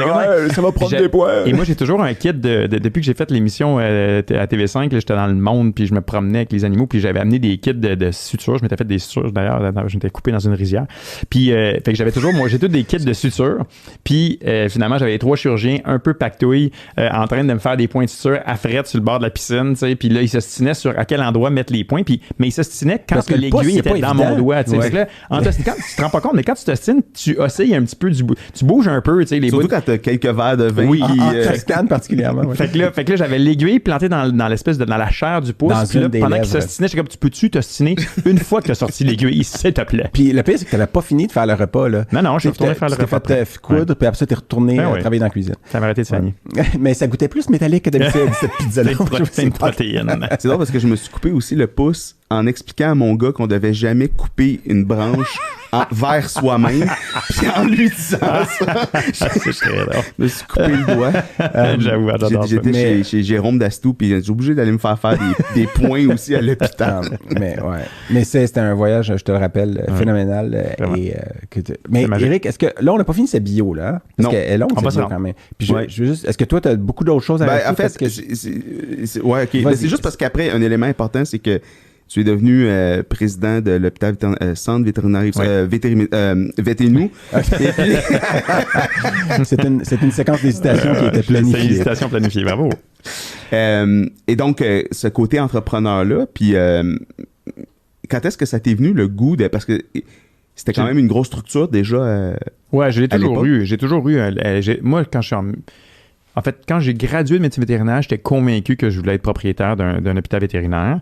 Quand je suis rentré, je me rappelle, c'était l'hôpital vétérinaire Rive-Sud, Dr Gosselin qui était le propriétaire, puis il y avait un hôpital. Puis, mais c'était un hôpital qui était très avant-gardiste. C'était un premier qui a été construit avec un mélange de médecine générale et de spécialistes dans cet hôpital-là, dans cet Jérôme qui était le spécialiste en chirurgie, puis Dr Marc-Claude Bélanger qui était à la faculté maintenant, mais qui était interniste là-bas. Et j'adorais le concept de mélanger la médecine générale et de faire un centre qu'on appelle un centre hybride où est-ce qu'on a les deux. Fait que donc le client entre puis il va pouvoir avoir tous les services dans le même hôpital, un peu un genre de super hôpital. Fait que moi, j'étais vraiment excité fait que je suis rentré, là, puis le jour où je suis rentré, j'ai dit, moi, dans mon entrevue, j'ai dit, j'aimerais ça être propriétaire. Fait que ça a été long avant de le devenir, là, peut-être 3-4 ans, mais je poussais constamment, puis c'était un peu... Mais donc, à ton entrevue, déjà, toi, tu avais cette vision-là. Ouais. Ouais, j'ai toujours. Ben, mon père avait un côté très entrepreneur. Moi, Dans quel domaine? Lui, il est arrivé ici, il avait 25 ans. Donc, déjà, juste d'être immigrant, c'est faut être entrepreneur un peu dans l'âme. Ça veut dire t'entreprends ta vie ailleurs alors que t'as pas de base, t'as aucune base. Et puis, il a construit sa compagnie de consultants en ressources humaines. Donc il a aidé les différentes entreprises à développer des programmes de ressources humaines. Fait que je le voyais un peu travailler à la maison, travailler ce que ça impliquait. Puis moi, ça m'a toujours beaucoup intéressé, tu sais. Fait que je voulais combiner le rôle de vétérinaire et entrepreneur, mais surtout parce que j'aime ça, pouvoir modeler l'endroit où je travaille à ce que... Tu sais, à ton image. À mon image, c'est ça, tu sais. Ouais, c'est la seule façon de le faire, à mon avis. Puis Yves avait déjà quand même parti d'une structure qui était assez impressionnante. Puis on a parlé tantôt des spécialistes qui n'étaient pas certifiés. Puis ça, Yves en est un aussi qui enseignait à la faculté. Il fait partie de cette vague-là. Fait que moi, je suis rentré là, puis je voyais, tu sais, tout ce que, dans ma tête, je voyais tout ce que ça pouvait amener, tu sais.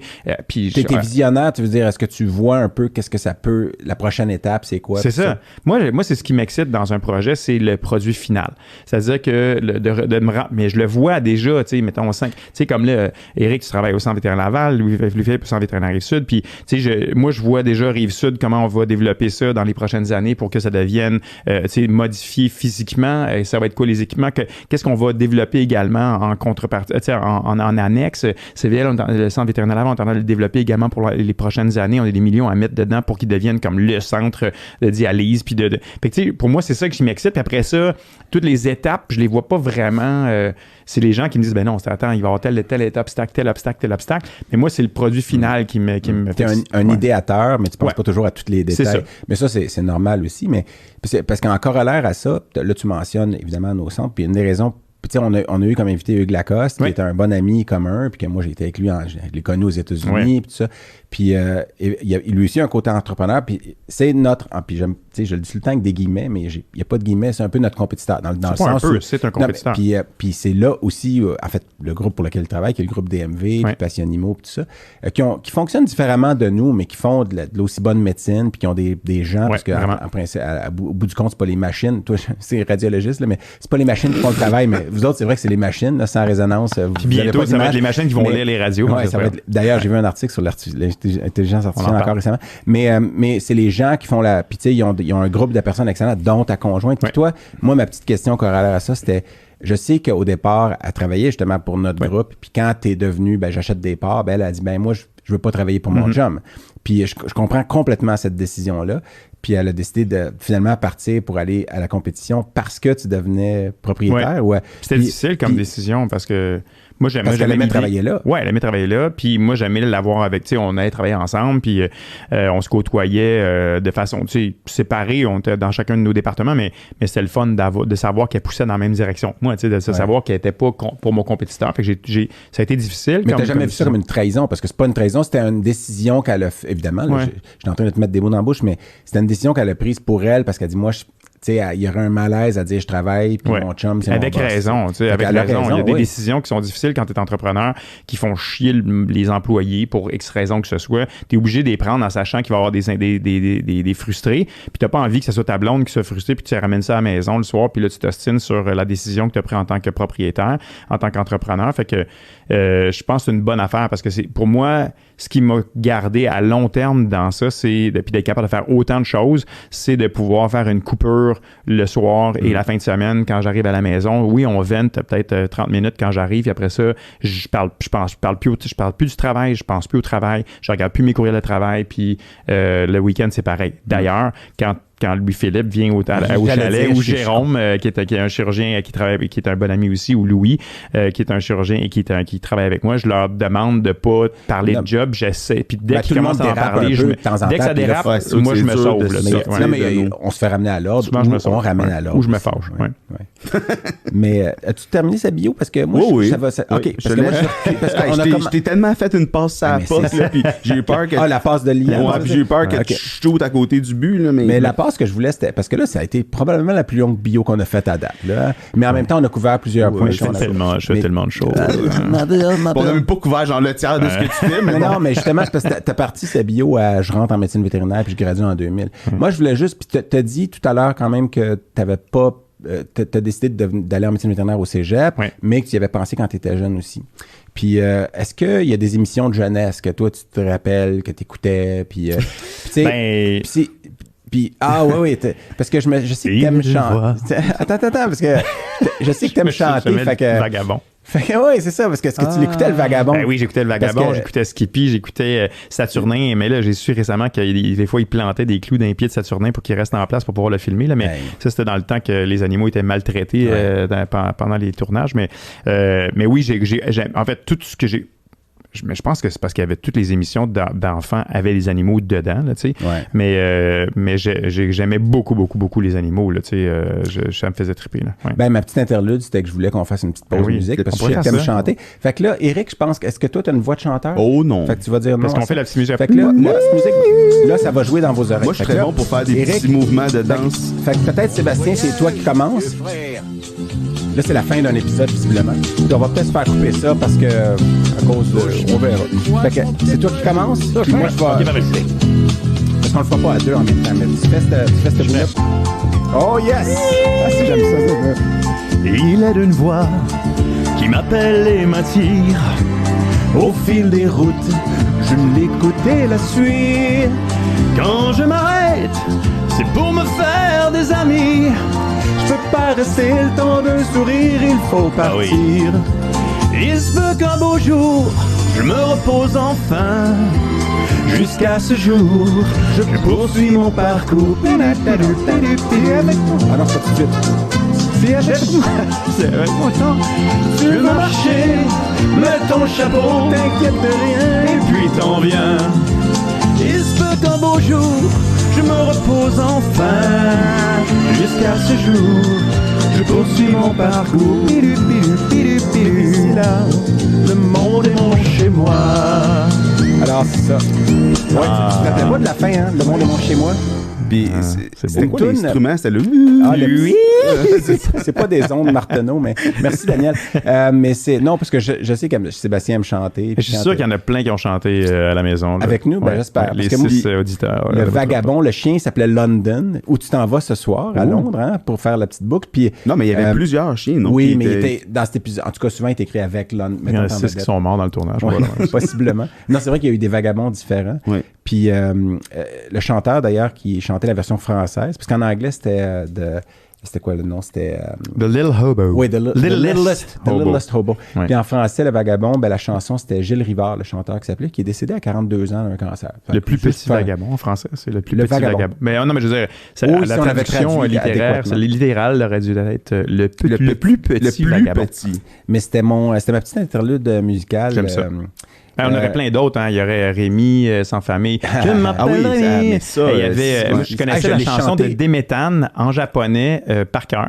Céline Leurteux aussi, qu'on a eu sur un autre épisode, chantait Déméthane parce qu'elle a des doigts. Si tu regardes ses mains à Céline, on dirait qu'elle a des doigts. Yospita yukuro oikeno tamerara yospitu vayau. On va demander, si jamais, Emiko, t'es à l'écoute, est-ce que tu peux juste nous confirmer que c'était exact? Excuse-moi, Emiko était pas japonaise. T'es japonaise? C'était moitié-moitié. Okay, c'est bon. Mais c'est vrai que Rémi sans famille, la fin, les sacripons. Je l'ai chanté à votre mariage en Toscane pour finir cette boucle-là. À Luca, j'ai chanté la toune de Rémi sans famille. Ah oui? Tu te souviens pas? Je me rappelle juste de ton rap de Michael Moore. Là, Ça, c'était vraiment une époque où tu chantais. Dès qu'il y avait un anniversaire ou qu'il y a un événement, puis on a eu fait quelques chansons ensemble. Une pédale loop, là. Fait que je m'amusais à faire des loops. Puis j'avais apporté ma pédale loop en Italie. Awesome. Non, mais t'avais pas... Ah oui. I'm inviting my friend to pay for the casale. This is fucking awesome. Je l'ai encore dans mon téléphone, je pense, les paroles. Pour la 40e I'm gonna get married. I got $20 in my pocket. I got $20 in my pocket. I'm inviting all my friends so they can pay for the casale. Ouais, c'est ça. C'est parce qu'on avait loué une maison, la casale, mais on avait demandé à chacun de nos amis de payer un certain montant parce que je n'étais pas encore multimilliardaire à ce moment-là. Puis on avait ça. Fait que Louis-Philippe, il aurait aimé que je paye pour tout le monde ou il faisait... Non. C'était la petite blague, mais moi, je vais faire du pouce là-dessus parce que maintenant que tu es multimilliardaire, je suis quand même surpris récemment, depuis que l'IRM est installé, retourner faire passer des journées à Rive-Sud. IRM étant une résonance magnétique. Absolument. Imagerie par résonance magnétique, oui. Et j'ai constaté à quel point tu fais encore beaucoup de chiffres. Oui, de cliniques. Oui, c'est ça. Des longues journées en plus, probablement pour condenser, mais... Oui, j'en fais encore beaucoup, des fois trop aux yeux de mes partenaires d'affaires parce que j'ai un rôle de président du groupe. On a rendu à 27 hôpitaux dans le Québec. Je combine plein de chapeaux, là, effectivement. Puis je fais de la télévision encore, puis je fais de la radio des fois. Puis, fait que, des podcasts aussi. Fait que, donc, c'est ton premier podcast? Oui. Hey! Je crois, oui. On lève notre verre. Oh! Non, mais ça veut dire... Non, c'est pas vrai. Non, c'est pas le premier. T'as fait quel? J'ai fait à Radio-Canada aussi avec, mon Dieu... Un audio, là? Un vrai... Ouais, un vrai audio, là, sur... Genre Le Grand Écart avec Jean-Philippe Vautier, non? Puis oui, j'ai fait Le Grand Écart avec Jean-Philippe. OK, c'est ça. Puis j'en ai fait un autre aussi. Ah, mais t'as fait l'autre midi à la table d'à côté aussi avec Rosalie Vaillancourt. Ouais, mais c'est pas vraiment un podcast, c'est plus une émission de radio aussi. Ouais. C'est une vraie émission. Ouais, c'est vrai, ouais. T'as compris, c'est une vraie émission. non, mais regarde, on a travaillé, là. Mon recherchiste, c'est couché à 2h du matin. Puis, je sais pas qu'est-ce que je disais, mais c'est ça. Fait que la question c'est plus la question c'est plus je fais beaucoup de cliniques encore. J'adore la médecine vétérinaire, j'aime ça j'adore la chirurgie, j'adore la dentisterie vétérinaire, je trouve qu'il y a énormément de choses à faire. J'aime ça enseigner aux étudiants, j'aime ça enseigner aux internes donc la clinique en rendez-vous, je trouve ça de plus en plus difficile parce que je peux plus donner aussi bon service à la clientèle que je donnais à mes clients auparavant, où est-ce que je pouvais les rappeler rapidement avec leurs résultats de laboratoire. Fait que des fois, j'ai l'impression que je suis en train d'apprendre à savoir qu'est-ce que je peux encore faire en clinique avec tout ce que je fais autre. Puis, mais je veux pas lâcher le métier vétérinaire. Je fais pas d'autres choses parce que j'aime pas être vétérinaire. J'adore ça. C'est pour ça que je suis encore en clinique. T'sais. Ça me fait triper quand il y a un chien qui est frappé par un genre, puis que je m'en occupe, puis je le soigne, puis je le sauve, puis je vais en chirurgie avec un animal qui a besoin d'une chirurgie d'urgence, puis que je règle son problème. Ça me fait capoter encore. Là. Mais puis mon impression, c'est aussi que quelque part, c'est important pour les équipes. Tu sais, les dernières années ont été difficiles avec la COVID, puis les surcharges, puis le recrutement qui est difficile, puis tout ça. J'imagine que de tes vétérinaires, tes techniciennes, puis le reste de l'équipe de soutien, de devoir être sur le plancher, puis de vivre la même chose que les autres, le déferlement des codes jaunes puis tout ça, ça doit aider aussi dans la... Ouais, parce que, tu sais, moi, je me mets à leur place puis je me dis, tu sais, si quelqu'un me dit quoi faire, mais qui est complètement déconnecté de ce qu'on vit, je vais pas le suivre, il y a pas autant de crédibilité, tu sais, alors que, tu sais, j'étais à Laval remplacé pendant la COVID où est-ce que c'était super difficile puis on manquait de vétérinaires puis j'ai fait des week-ends là-bas puis j'ai fait dans un hôpital à Montréal, on faisait de l'urgence beaucoup, j'ai été remplacé des chiffres là-bas, derrière la fin de semaine passée, je faisais un chiffre de remplacement à l'urgence la fin de semaine parce que je peux pas juste dire aux gens travailler fort puis pas moi-même travailler fort sur le plancher. Oui, je pense pas que les gens comprennent la quantité de travail que j'ai aussi administrativement pour faire avancer ce groupe-là puis m'assurer que leurs conditions sont bonnes puis que j'engage puis que je fais du recrutement puis tout ça. Mais ça, c'est comme... Les gens voient pas ça nécessairement comme aussi important que d'être là avec eux autres puis de comprendre leur réalité aussi. Ouais. Puis je pense que c'est quelque chose qui est, je dirais, presque beau à voir, là, mais là, j'aurais l'air de regarder ta nuque dorée. Là. Ouais. Mais dans le sens où je l'ai vu aussi... je l'ai vu arriver aussi à Québec, d'Aubigny, ben, les actionnaires ont dû se mettre la main à la tasse. Les spécialistes qui sont retournés à l'urgence. Caroline Dejean l'avait fait à DMV il y a quelques années quand il manquait beaucoup de... C'est des bons leaders. Être un bon leader, c'est ça. C'est ça. Ça veut dire qu'ils se mettent les mains dedans puis montrer, regarde, tu sais, puis c'est sûr qu'à un moment donné, tu pourrais dire, ouais, ben, je le ferai pas. On va trouver... Mais non, t'as pas... Ben, il faut faire un peu. Ça veut dire que je peux pas, tu sais, quand je vois qu'il manque des vétérinaires, je peux pas tous les jours qu'il manque des vétérinaires dire je vais remplacer ces chiffres-là parce qu'à un moment donné, je perds mon rôle de je dois, tu sais, si je suis en train de traiter une plaie, tu sais, parce que je peux pas recruter un autre vétérinaire qui va régler le problème de ce manque. Tu sais, à un moment donné, tu creuses ton propre trou, là. Fait que c'est un mix de savoir comment dire non, tu sais, puis je peux pas juste être toujours dans les opérations, rester au niveau stratégique du groupe et le faire avancer, mais en même temps régulièrement dire, regarde, c'est vraiment dans la merde, là, j'ai fait une semaine de garde la semaine passée parce qu'il manquait quelqu'un. Mais ça veut dire que je rentre la nuit faire des chirurgies d'urgence, puis le lendemain, j'ai une réunion à 7h du matin pareil. Là. Mais il faut en faire un peu, le plus que je peux, puis sans moi me brûler, puis rester énergique pour pouvoir pousser le groupe dans la direction que je veux, mais en même temps, pouvoir faire mes autres tâches. Puis je trouve ça, parce que tu sais, si tu regardes les animateurs de talk show, mettons, à la télé, pas juste à Radio-Canada, mais en général, je pense pas qu'il y en a beaucoup qui peuvent dire que le reste de leur vie implique aussi d'être entrepreneur, d'avoir des compagnies, d'être sur le plancher, de voir des clients, de traiter des patients. C'est drôle, ça frappe beaucoup l'imaginaire, ça, le fait que je sois... c'est drôle parce que les gens avec qui je travaille, mettons, pour les poilus, sur les poilus, là, c'est un talk show, là, on est à la 5e saison. Eux ont l'habitude de travailler avec des gens que leur job, c'est de faire ça. C'est ça. Alors que toi, ta vraie job, je veux dire, ce qui a mené à poilus, c'est ta vraie job de vétérinaire. Puis là, en plus, tu fais ça. Oui. Puis tu sais, des fois, dans deux tournages, dans le tournage, mais mettons, on arrête, on fait un break. Ben oui, je vais répondre, mettons, à la clinique, je vais appeler pour quelque chose. Fait que là, ils font combien? On s'est au téléphone. Puis là, OK, fait que c'est du sang. Okay. Oui, c'est ça. Les gens réalisent, tu sais, où ils savent que je m'en vais faire une césarienne après le tournage. Ou, fait que c'est ça, ça frappe vraiment l'imaginaire. C'est que, tu t'en vas vraiment comme sortir des bébés d'un ventre de chien. Ben oui, mais je suis pas juste animateur, je suis pas juste vétérinaire, je suis un peu les deux. Mais puis il y a une question qui n'a aucun rapport. Mais elle a rapport dans le sens parce que je sais que tu travailles très fort, puis on travaille tous très fort, mais différemment. Puis j'en ai reparlé cette semaine avec ma conjointe parce qu'elle n'arrive pas à croire que ça m'est arrivé, mais ça m'est arrivé plus qu'une fois. Puis là, je vais me sentir mal de dire. Mais est-ce que tu t'es déjà endormi en travaillant? En travaillant, oui. Puis parce que toi, ça m'est déjà arrivé, mais dans des réunions, en fait, dans les réunions plus. T'es devant des écrans, dans des réunions. Ouais. Moi, ça m'est arrivé. Ça t'est arrivé, Eric, en travaillant? Non? Non, pas que je me souvienne. Parce que moi, ça m'est... OK, ben je suis le seul. D'abord, je vais le dire. Ça m'est arrivé de m'endormir, premièrement, quand j'étais résident aux États-Unis.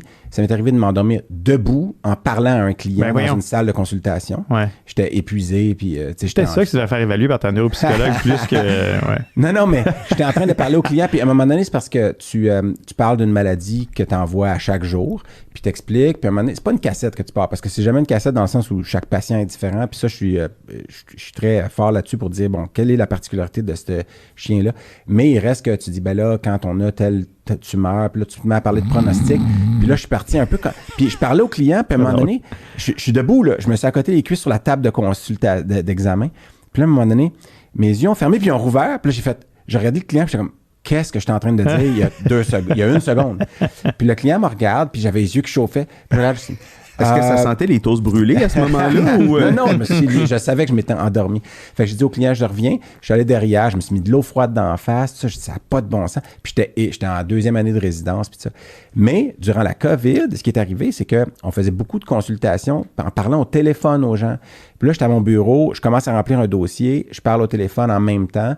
Puis à un moment donné, tu t'arrêtes parce que la cliente te pose des questions, je m'appuie sur la main.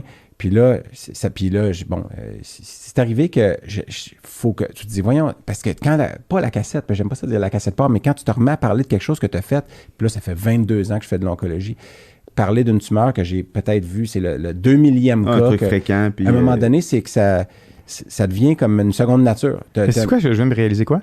C'est que je me suis déjà endormi dans un podcast. Excellent. Mais c'est très drôle parce que... non, je ne le prends pas parce que c'est le genre de choses que je m'attendais à ce que ça arrive. Là. Mais cette semaine, une vétérinaire qu'on connaît, mais je la nommerai pas, mais elle m'a envoyé des radios des plus grosses métastases pulmonaires que j'ai jamais vu, que je te montrerai à un moment donné. Que j'en ai probablement vu les plus grosses. Les métastases sont plus grosses que les Discussion de nerd.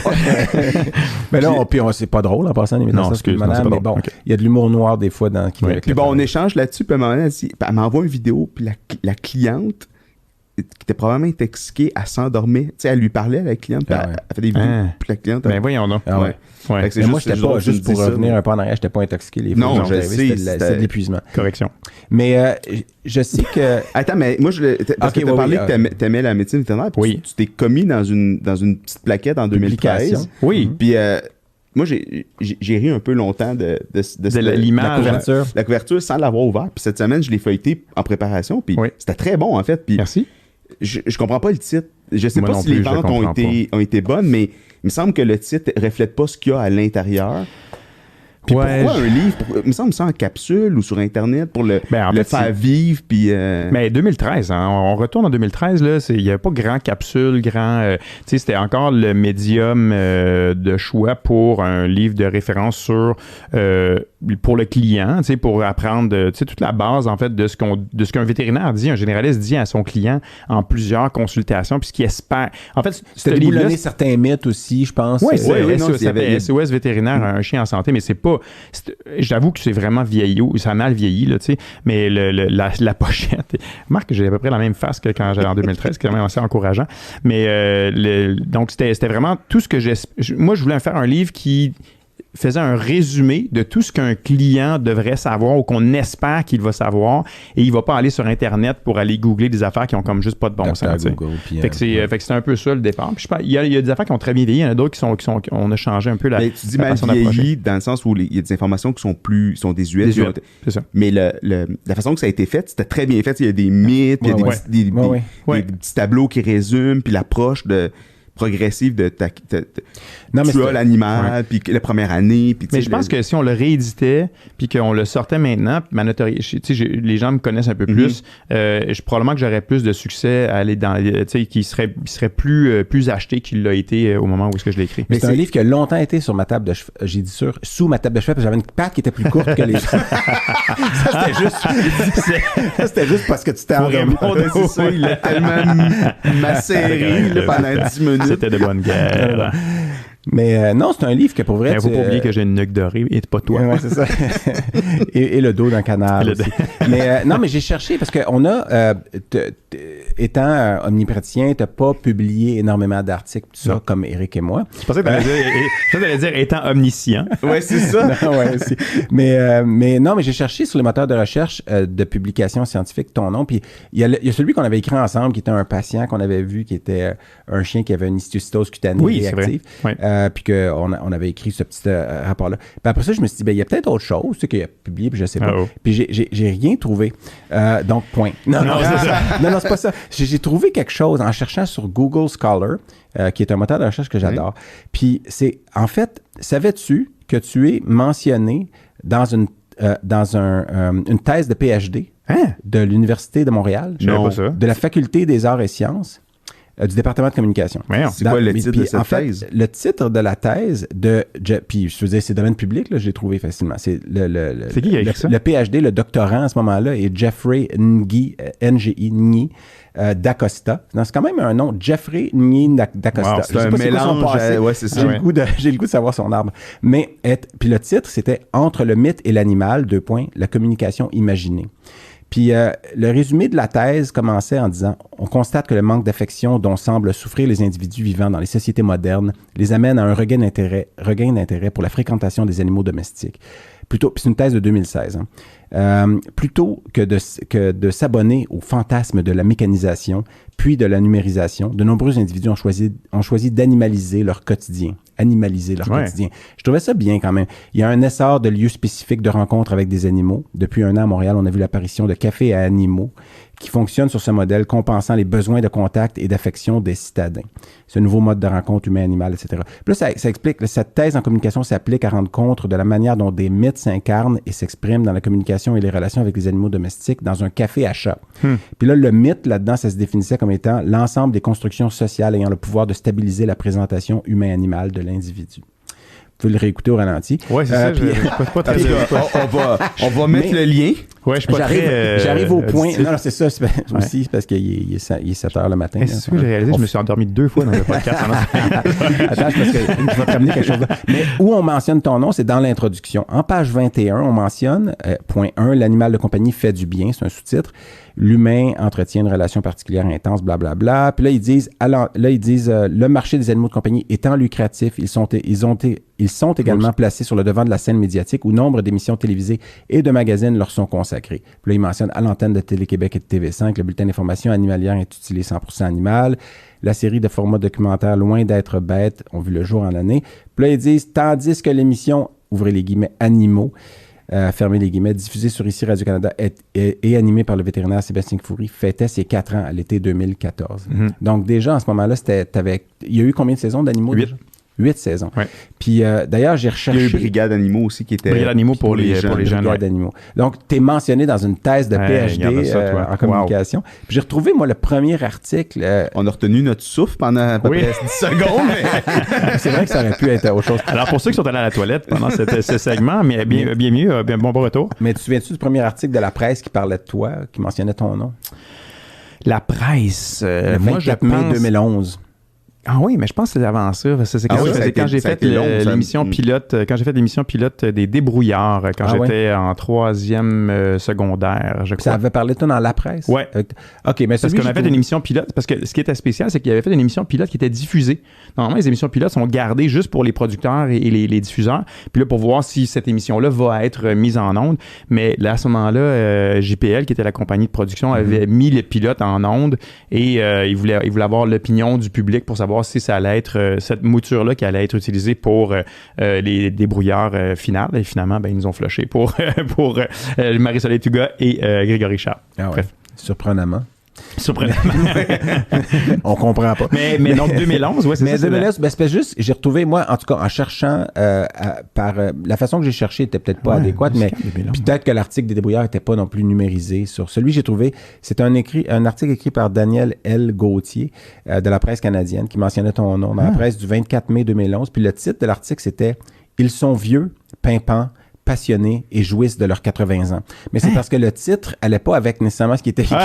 C'est-à-dire qu'il y avait plusieurs petits paragraphes, puis le paragraphe qui parlait de toi était très court. Il disait donc la petite bête qui change nos vies, c'était le sous-titre. Et puis le paragraphe disait compagnons fidèles qui procurent tant de contentement à leur maître, les animaux, entre guillemets, animaux, sont carrément considérés comme des membres de la famille parce que leur bien-être nous préoccupe. Radio-Canada, à compter de ce dimanche 19h30, inscrit à son horaire pour les 13 prochaines semaines, une série qui leur est consacrée, pilotée par le docteur Sébastien Fourie, vétérinaire. Ah ouais. Donc, c'était la première fois qu'il annonçait dans la l'émission presse. Animaux. Ouais. Moi, j'étais un peu flabbergasté à ce moment-là parce que, tu sais, j'avais toujours été le vétérinaire de service dans les émissions de, tu sais, les magazines, là, tu sais, les deux filles le matin, puis etc. Puis à ce moment-là, j'étais, tu sais, on avait ça faisait longtemps qu'on parlait de ça, puis avec le producteur qui faisait l'émission Pour le plaisir, avec qui je travaillais depuis 7-8 ans, là, avec Michel Barrette puis France Castel, qui étaient les animateurs. Puis on avait monté cette émission-là, Animaux. Il l'avait présenté à Radio-Canada. Ça avait pogné au bout parce qu'à ce moment-là, il n'y avait rien pour les animaux. Puis il n'y avait plus rien à la télévision. Ouais.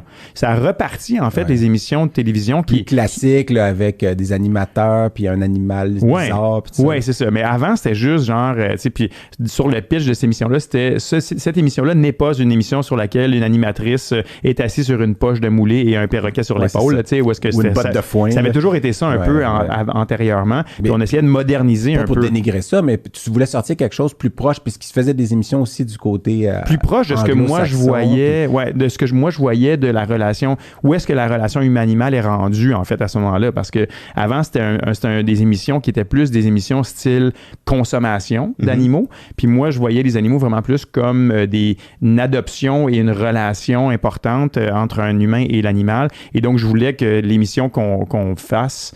ça sonnait bizarre. Que l'émission reflète ça, dans le fond. Fait que, mais aussi, tu faisais rentrer les caméras dans l'hôpital. Puis montrer fait que là, je me rappelle le jour où ils ont dit Radio-Canada l'a acheté l'émission, on va présenter ça, tu vas animer l'émission. J'étais comme, wow, t'as peu là. Là, je m'en vais, tu vas être animateur à la télé de Radio-Can. Puis c'était comme prime time. Là, c'était un gros tremplin. Vraiment, ça a été prime time dimanche soir, 19h30, puis ça roulait. Là, on avait 22 ou 25% de part de marché. Quand t'as vu ta face la première fois, tu sais, au coin genre de Papineau, puis à l'évêque, ou un gros panneau. Cette photo-là, c'est la photo où t'es assise dans un fauteuil de Père Noël avec des animaux plein d'animaux autour. Puis tu peux t'expliquer que c'était un montage, parce que les gens pensent que, hey, ils s'entendent donc bien, c'est ça. C'est Sébastien. Non, c'est pas un montage. C'est juste moi. Tous les animaux. Je parle aux animaux. Écoute, il y a des aptonymes dont éventuellement on va parler, mais aux États-Unis, il y a plusieurs docteurs dont le nom de famille, vétérinaires dont le nom de famille est Doolittle. Ah oui. Puis il y en a plusieurs. J'avais ouvert le bottin de l'AVMA, qui est l'American Veterinary Medical Association, une fois, puis il y en avait comme 6-7 des Dr. Doolittle qui sont des vétérinaires. C'est impressionnant. Mais je regarde ça, puis encore une fois, je regarde l'émission, puis je dis, ah mon Dieu, j'étais pas bon là. Je regarde à rétrospective, je dis, ah mon Dieu, j'étais un débutant, tu sais. Puis j'apprenais ce métier-là. Maintenant, je me sens beaucoup plus à l'aise dans les émissions, à la télévision comme animateur. Pour animer le talk show que je fais là maintenant, je suis content d'avoir vécu ça, puis de pouvoir faire quelque chose comme ce que je fais maintenant. Puis je peux te plugger le fait que j'avais aidé à ce que tu ailles sur le plateau de Tout le monde en parle, parce que ta série sortait, puis là, je t'avais dit, qu'est-ce que tu vas faire? Puis je pense qu'il y avait le gros, dans les nouvelles, il y avait le berger blanc qui avait été sali, tout ça, puis je t'avais dit, ben, c'est le temps, tu vas sur Tout le monde en parle, puis en même temps, tu vas pouvoir vendre ton émission, puis là, t'es comme, ouais, mais là, je sais pas, hey! J'ai traité le chien d'André Ducharme, qui avait une tumeur, qui avait un sarcome des tissus mous. Puis là, j'avais dit, ben, je vais l'appeler. Puis là, moi, je me rappelle juste, je l'appelle. Puis, tu sais, ça faisait 2 ans qu'on avait opéré son chien. Son chien allait bien, tu sais, fait que j'avais pas de raison de l'appeler. Là, je l'appelle. Oui, salut André, c'est le docteur Delorimier. Là, je prends des nouvelles de puce. Je sais comment elle va. Oh, elle va super bien. Puis sa cicatrice est belle. Puis, oui. OK. Aussi, là, j'ai comme, tu sais, il est script éditeur, ça. Fait que là, je dis, ouais, tu sais, mon ami Sébastien Foury, je sais pas si tu as entendu parler d'une nouvelle émission qui s'en vient, Animaux, tu sais. Puis là, ben, il y a le berger blanc, là, il y a une grosse affaire. Ouais. OK, garde, j'en parle. Puis, il apparaît avec André, la recherchiste, puis on m'a appelé. 5 jours plus tard, tu étais sur le plateau, puis ça avait été. Puis pas, je prends pas la fierté de ça, mais c'était un petit service. Non, mais c'était facile à faire. Puis, non, mais parce que André Ducharme, qui est une personne que j'aime bien. Vous devriez l'inviter. On va essayer de l'inviter éventuellement. Mais ça, prends une note de ça, on va essayer de... Il y a Mathieu de Belleuil, d'ailleurs, qui me texte, parce qu'il est rendu que mon seul, la fatigue. Ouais, puis il aimerait ça. Il dit, ouais, ça serait cool, j'aime beaucoup RBO. Mais, tu sais, t'as fait beaucoup de projets à la télé, tout ça, dont une espèce de court-métrage où tu jouais avec des outils de construction. Là. J'ai essayé de le trouver, mais je l'ai... mon coquin. Mais c'était pas un court-métrage, en fait, c'était sur le web, hein, ça seulement. C'était comme plus un pilote, en fait. C'est une web-série qui avait été présentée. C'est ça. On peut arrêter de parler de ça, puis on peut pas en parler. Mais moi, je voulais te parler de Bête Curieuse, en fait, parce que qui est un projet où est-ce que... Tantôt, on parlait de la relation homme-animal, puis tout ça, où est-ce que tu es allé voir un peu dans le monde comment ça se passait dans d'autres endroits, dans d'autres cultures, puis tout ça. Puis t'as vécu des choses quand même assez... c'était très intense. Ouais, comme, c'était cœur. Mais c'était en 2013. C'était 2013. C'était vraiment intense parce que, je travaillais comme un malade à l'hôpital. Je construisais le centre vétérinaire Laval. Les équipes là-bas, j'étais hyper stressé financièrement en temps. Puis j'ai rajouté 2 semaines de tournage x4 là, parce qu'on avait 4 voyages. C'est ça, c'était des blocs de 2 semaines que tu partais dans un pays. Thaïlande, Japon, Inde. Thaïlande, Japon, Inde et Israël. Israël. En fait, parce que tu parlais d'une anecdote avec un âne. Moi, j'ai même pas vu cet épisode-là, mais c'est assez incroyable, cette histoire-là. Je sais pas si tu vas en parler. En fait, ça, c'est l'âne qui s'était pitché en bas. Il y avait en fait, les ânes sont utilisés comme des bêtes de somme, sont vraiment sont maltraités. Tu sais, c'est des animaux qu'on utilise vraiment pour jusqu'à temps qu'ils meurent. Là, tu sais, puis donc comme un tracteur, mais vivant.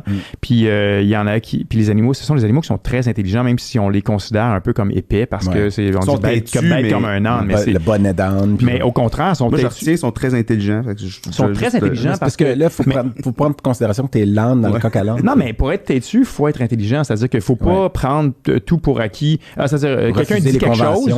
Faut que c'est parce que tu réfléchis. Tu dis, attends un peu, là. Tu me dis de faire ça, mais moi, je ne vais peut-être pas le faire parce que je pense que c'est peut-être dangereux ce que tu me demandes de faire. Alors qu'un cheval, souvent, tu lui dis, saute dans le vide, puis il va sauter dans le vide. Fait que donc, l'âne est un animal intelligent. Puis, ils sont utilisés, ils sont chargés, ils sont très, très, très chargés. Ils vont leur demander de monter sur des hauteurs pour. Bon, ils travaillent avec dans les oliveraies. Puis finalement, il y a un monsieur qui dit un de mes ânes s'est jeté en bas de la tour que je lui demandais de monter. Puis ça faisait beaucoup de voyages il était très fatigué. Il avait une fourbure, il avait mal au sabot. Puis il est monté dans la tour. Puis là, il a regardé d'un côté, il savait, ça faisait 154 fois qu'il montait donc il savait c'était quoi le chemin. Puis il a regardé du côté du vide puis il a regardé vers l'escalier pour monter, puis il a regardé vers le vide, puis il s'est pitché dans le vide. Puis tu penses que c'est un genre de... C'est peut-être un méga anthropomorphisme, mais tu sais, ça frappe l'imaginaire quand tu dis, mon Dieu, quand un âne qui a toujours fait ce chemin-là, c'est pas comme s'il s'est fait piquer par une guêpe puis qu'il est tombé dans le vide parce qu'il s'est sauvé, parce qu'il aurait mal réagi. Il y a vraiment eu un moment où est-ce qu'on voyait, le monsieur, il dit, je l'ai vraiment vu réfléchir, hésiter, puis il s'est dit, il est probablement... Puis il a interprété ça comme étant je l'ai trop poussé, puis il a décidé il aimait mieux mourir que de continuer à souffrir. Un peu, c'est assez incroyable, pareil.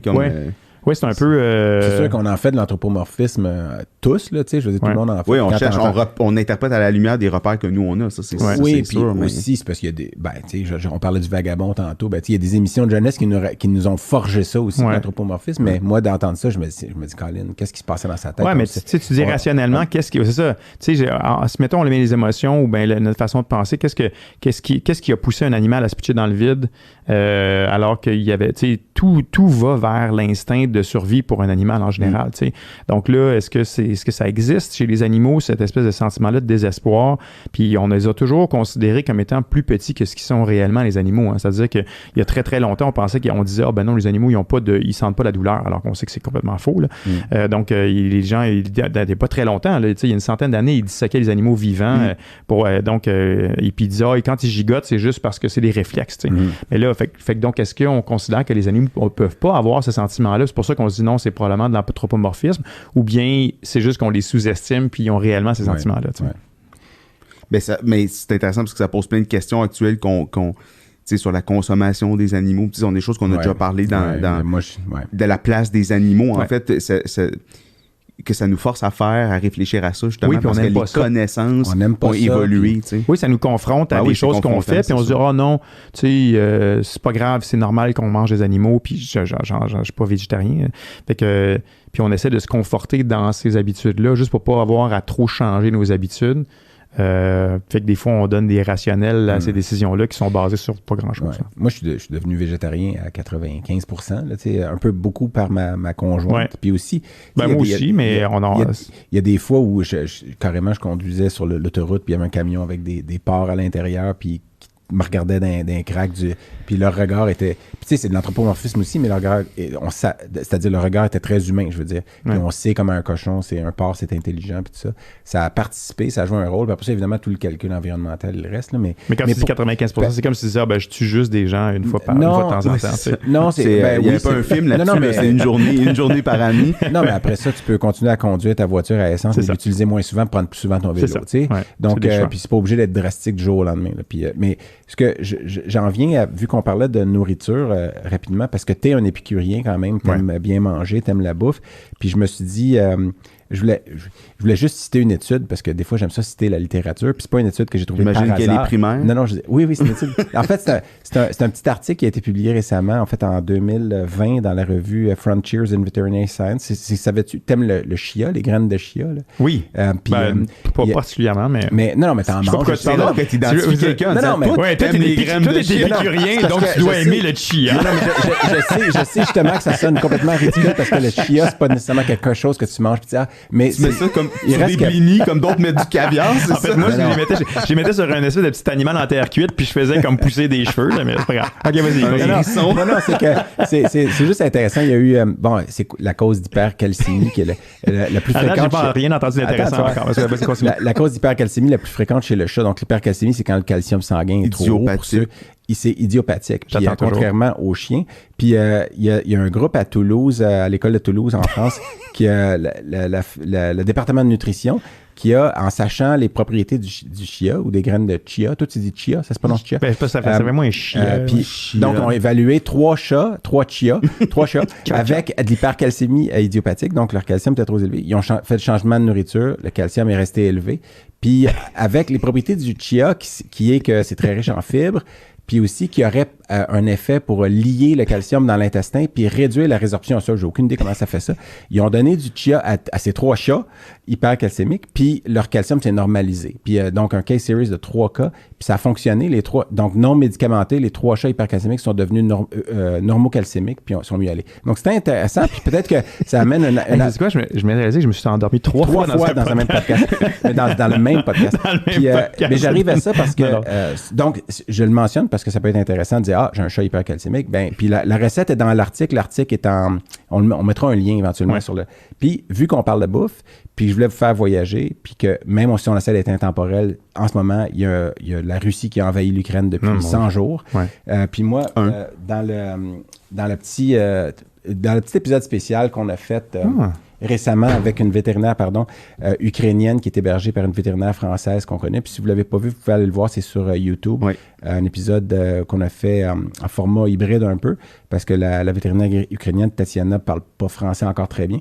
Mais moi, j'avais parlé du fait que je mangeais parfois du lecho, qui est... lecho, c'est de la ratatouille, en fait. Mais c'est en Hongrie, je pense que ça s'appelle lecho. Puis les pays d'Europe de l'Est, en général, appellent ça du lecho. C'est un mélange surtout de poivrons sucrés avec de la tomate. Puis d'autres choses, c'est du lecho avec des haricots blancs. Puis moi, près de chez nous, moi j'avais dans Pointe-Saint-Charles, il y a une petite épicerie, boulangerie russe, qui est écrit boulangerie russe. Puis il n'y a pas eu encore de pierres qui ont été lancées dans les fenêtres. Puis un petit drapeau d'Ukraine, puis un drapeau de la fierté aussi, en fait. Donc c'est des Russes inclusifs. Puis j'y vais, c'est à côté de chez nous. Donc, je vous ai apporté, les gars, c'est un petit cadeau de podcast.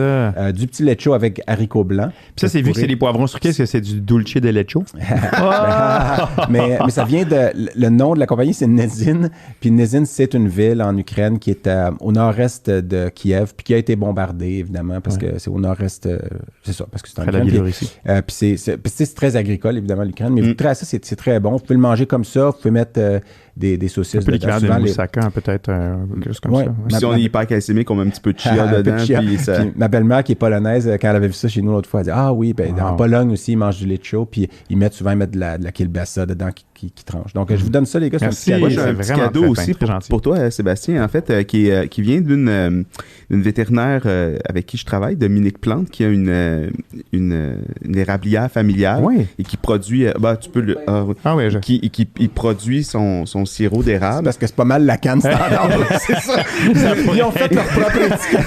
Je passais à l'épicerie avant. Non, mais en fait, puis elle tenait à t'en offrir une parce que... Dominique c'est un foncé, en plus, j'adore le foncé. Ouais. Puis, c'est pour aller avec ta nuque.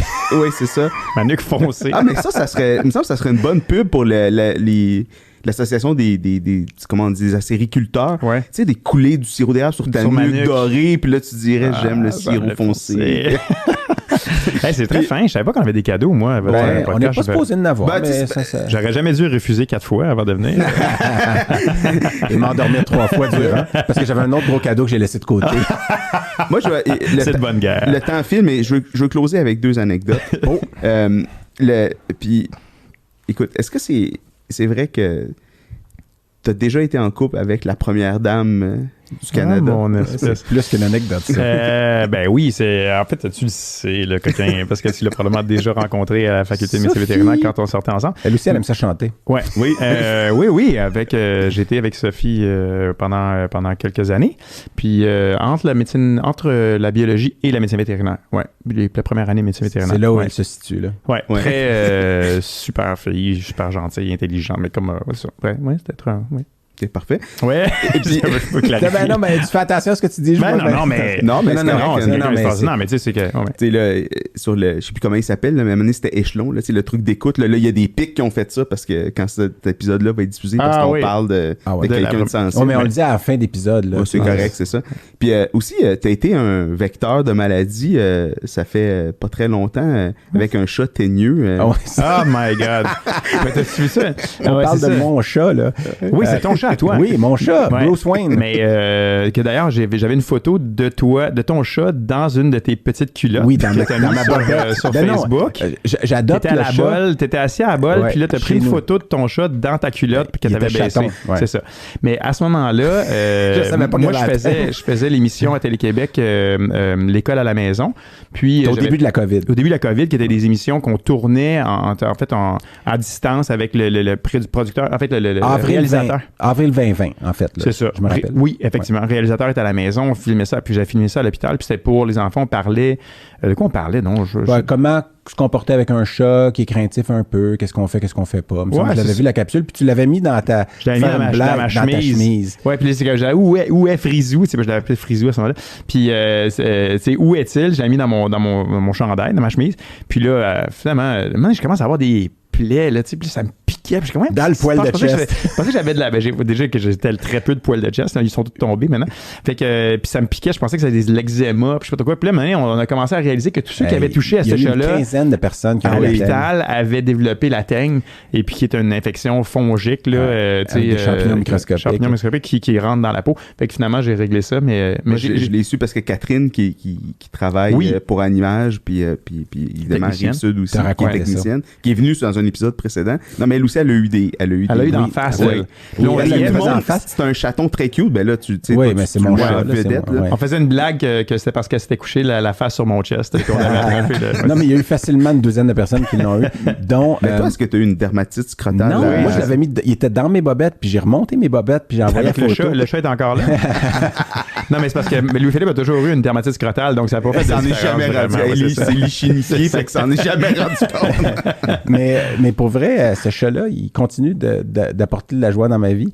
Puis, à chaque fois que tu vas à la toilette. Parce que ma conjointe avait fait elle avait probablement une quinzaine de lésions, dont une qui a duré plus longtemps que les autres, puis elle continue d'appliquer de l'antifongique. Puis éventuellement, on s'est rendu compte qu'elle a fait une réaction allergique à l'antifongique. Fait qu'elle en rajoutait, elle en mettait plus large parce qu'on pensait qu'elle allait.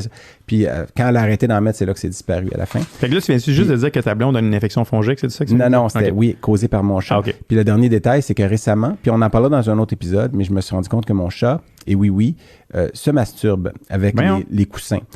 Puis ça, il n'y a aucun article là-dessus, j'ai cherché. Puis il fait ça, là, en tout cas, son coussin n'est pas consentant, mais il passe là. Puis on en parlera dans un autre épisode. Éric, vas-y, on termine avec... On va terminer. Non, mais de toute façon, je pense que toute la saison, on l'a fait ensemble de ça. Hein? C'est votre seul invité de la nouvelle saison. Ça peut être 2 épisodes. Tu vas être le nouveau co-animateur. Moi, il faut juste que je te parle de cette entrevue-là. C'est vieux, ça. En terminant, parce que... Dans Elle, Québec. Je voulais en parler dans ta bio, parce que... Il y a quand même des révélations incroyables que de temps en temps, tu sens tes bas pour savoir si tu peux les remettre. Puis aussi mais ça, c'est quoi? C'est quoi déjà le titre? C'est des choses que les hommes ne disent généralement pas. Ah oui, c'est ça, oui. Puis tu dis que t'aimes le rose, que tu sais faire des tresses françaises, puis que t'es un caniche. Ceux qui savent. Oui. Et mais c'est surtout que de temps en temps, tu contracte les biceps, puis tu te regardes dans le miroir. Fait tout ça. Fais-tu encore ça? Non, mais quand tu passes devant un miroir, là, on a toute tendance à soit rentrer le ventre un peu ou contracter. Non, tu fais pas ça. D'après toi. Tu fais pas. Je fais onduler mon gras. Tu sens pas un peu le chest, un peu, tu te rentres pas un peu le ventre. On tout entend. Moi, je me check le bord du bras, là, tu sais, voir si on voit encore mon triceps. Là. Ouais, des fois, ça arrive. Ouais. Éric, je pense qu'il va falloir remercier. Là, on lui a donné des cadeaux, mais c'est toi qu'il faut remercier pour ton temps, ta générosité. C'est super gentil. On espère que c'est le premier podcast vétérinaire que tu fais. Bon, gars. Oui. Fait que Vraiment. Au Québec. C'est ça, en 2022. Merci beaucoup pour ton temps, Sébastien. C'est super le fun. On va. Ben c'est ça, Éric, fini. Non, mais merci vraiment d'être venu nous voir. C'est toujours un plaisir de passer du temps avec toi. Puis c'est drôle, hein, parce qu'il y a un lien entre toi et la prochaine invitée, que je nommerai pas tout de suite. C'est que j'ai été dans vos maisons quand vous étiez pas là. Hein? Oui. Mais c'est correct. T'écouteras le prochain... J'ai intrigué. Mais moi, le pire, je savais pas que t'étais venu dans ma maison quand j'étais pas là. 2 fois. À 2 années différentes. Ça fait combien de temps qu'on a enregistré là? Non.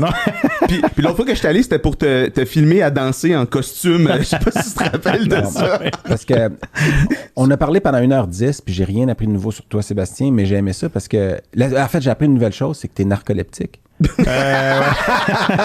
je voulais juste m'en sortir un petit peu. Oui, mais juste quand il y a des choses monotones qui me sont défilées. Mais Sébastien, je pense que ça fait à peu près 300 fois depuis qu'on se connaît que pendant que je parle, tu fais... Ouais. Puis on va terminer peut-être avec une imitation de Jérôme, parce que j'ai eu une demande spéciale récemment. De moi, probablement. Non, parce que... pour voir qui a mieux Jérôme. Fait que vas-y, Sébastien. Ouais, c'est bon, ça. Les gars, ouais, c'est très, très bon, ça. Philippe, je veux te dire que... C'est vrai, on le fait pas pareil, hein, t'as une voix plus... Ouais, c'est un petit peu... Ben écoute, merci à moi, tous. je dirais, écrivez-nous dans les commentaires Oui. pour... on veut savoir qui trouve que vous avez la meilleure imitation de Jérôme. Il faudrait qu'on connaisse Jérôme. Faites Je sais un pas c'est vote. qui dans vos auditeurs connaissent Jérôme. Il est sur la ligne, je suis ok, c'est moi qui l'ai. Bon, mais merci merci encore. les gars, c'était super intéressant, vraiment. Merci à tout le monde. Bon voyage à Londres. Bon voyage à Londres. Aimez-nous, likez, envoyez-nous des commentaires et surtout, revenez-nous. Pour un prochain épisode. Et bonne saison 3, est-ce qu'on peut se dire ça? On peut se dire bonne saison 3, puis revenez-nous aux précédents épisodes si vous les regardez à l'envers. Aux précédents épisodes? Je sais pas, je parle de ça. Verlan. Envoie-moi ça, mon petit On se voit au prochain épisode, les gars. Good job, messieurs. Laissez les micros en place, je vais venir vous débarrasser. Merci. Tu veux pas qu'on y touche, hein? Tom. Hey. Mal aux oreilles. Je sais pas, toi, pas Non, micro. Ça, c'est des écouteurs. C'est pas que ça se peut, ça. Tu connaissais pas notre jingle, hein? Non, il est bon. Eh, bonne la bière, hein? Très bon. La veuve joyeuse. Ça ferait comme La veuve joyeuse. Bon, hey, ça a été plus long que tu pensais? Non, tu dis 1h10, Dan? Ouais, 1h10. Bon, on a commencé tard, c'est ça qui était. Ben, il y a eu des fois où est-ce que...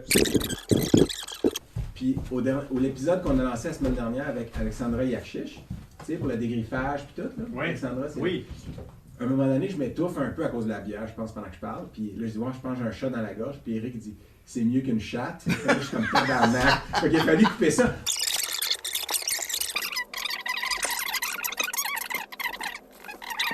On va juste prendre une photo des trois. De toute façon, pour faire des intros. Pour faire les intros. Tiens, attrape ça. Tiens, attrape ça. Merci, man. Merci. Cool, ça. Fait que bienvenue en Ukraine.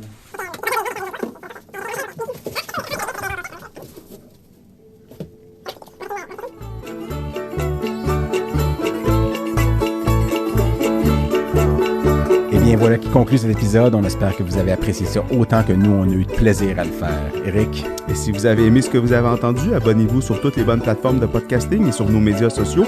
Et on se revoit au prochain épisode. Ah oui?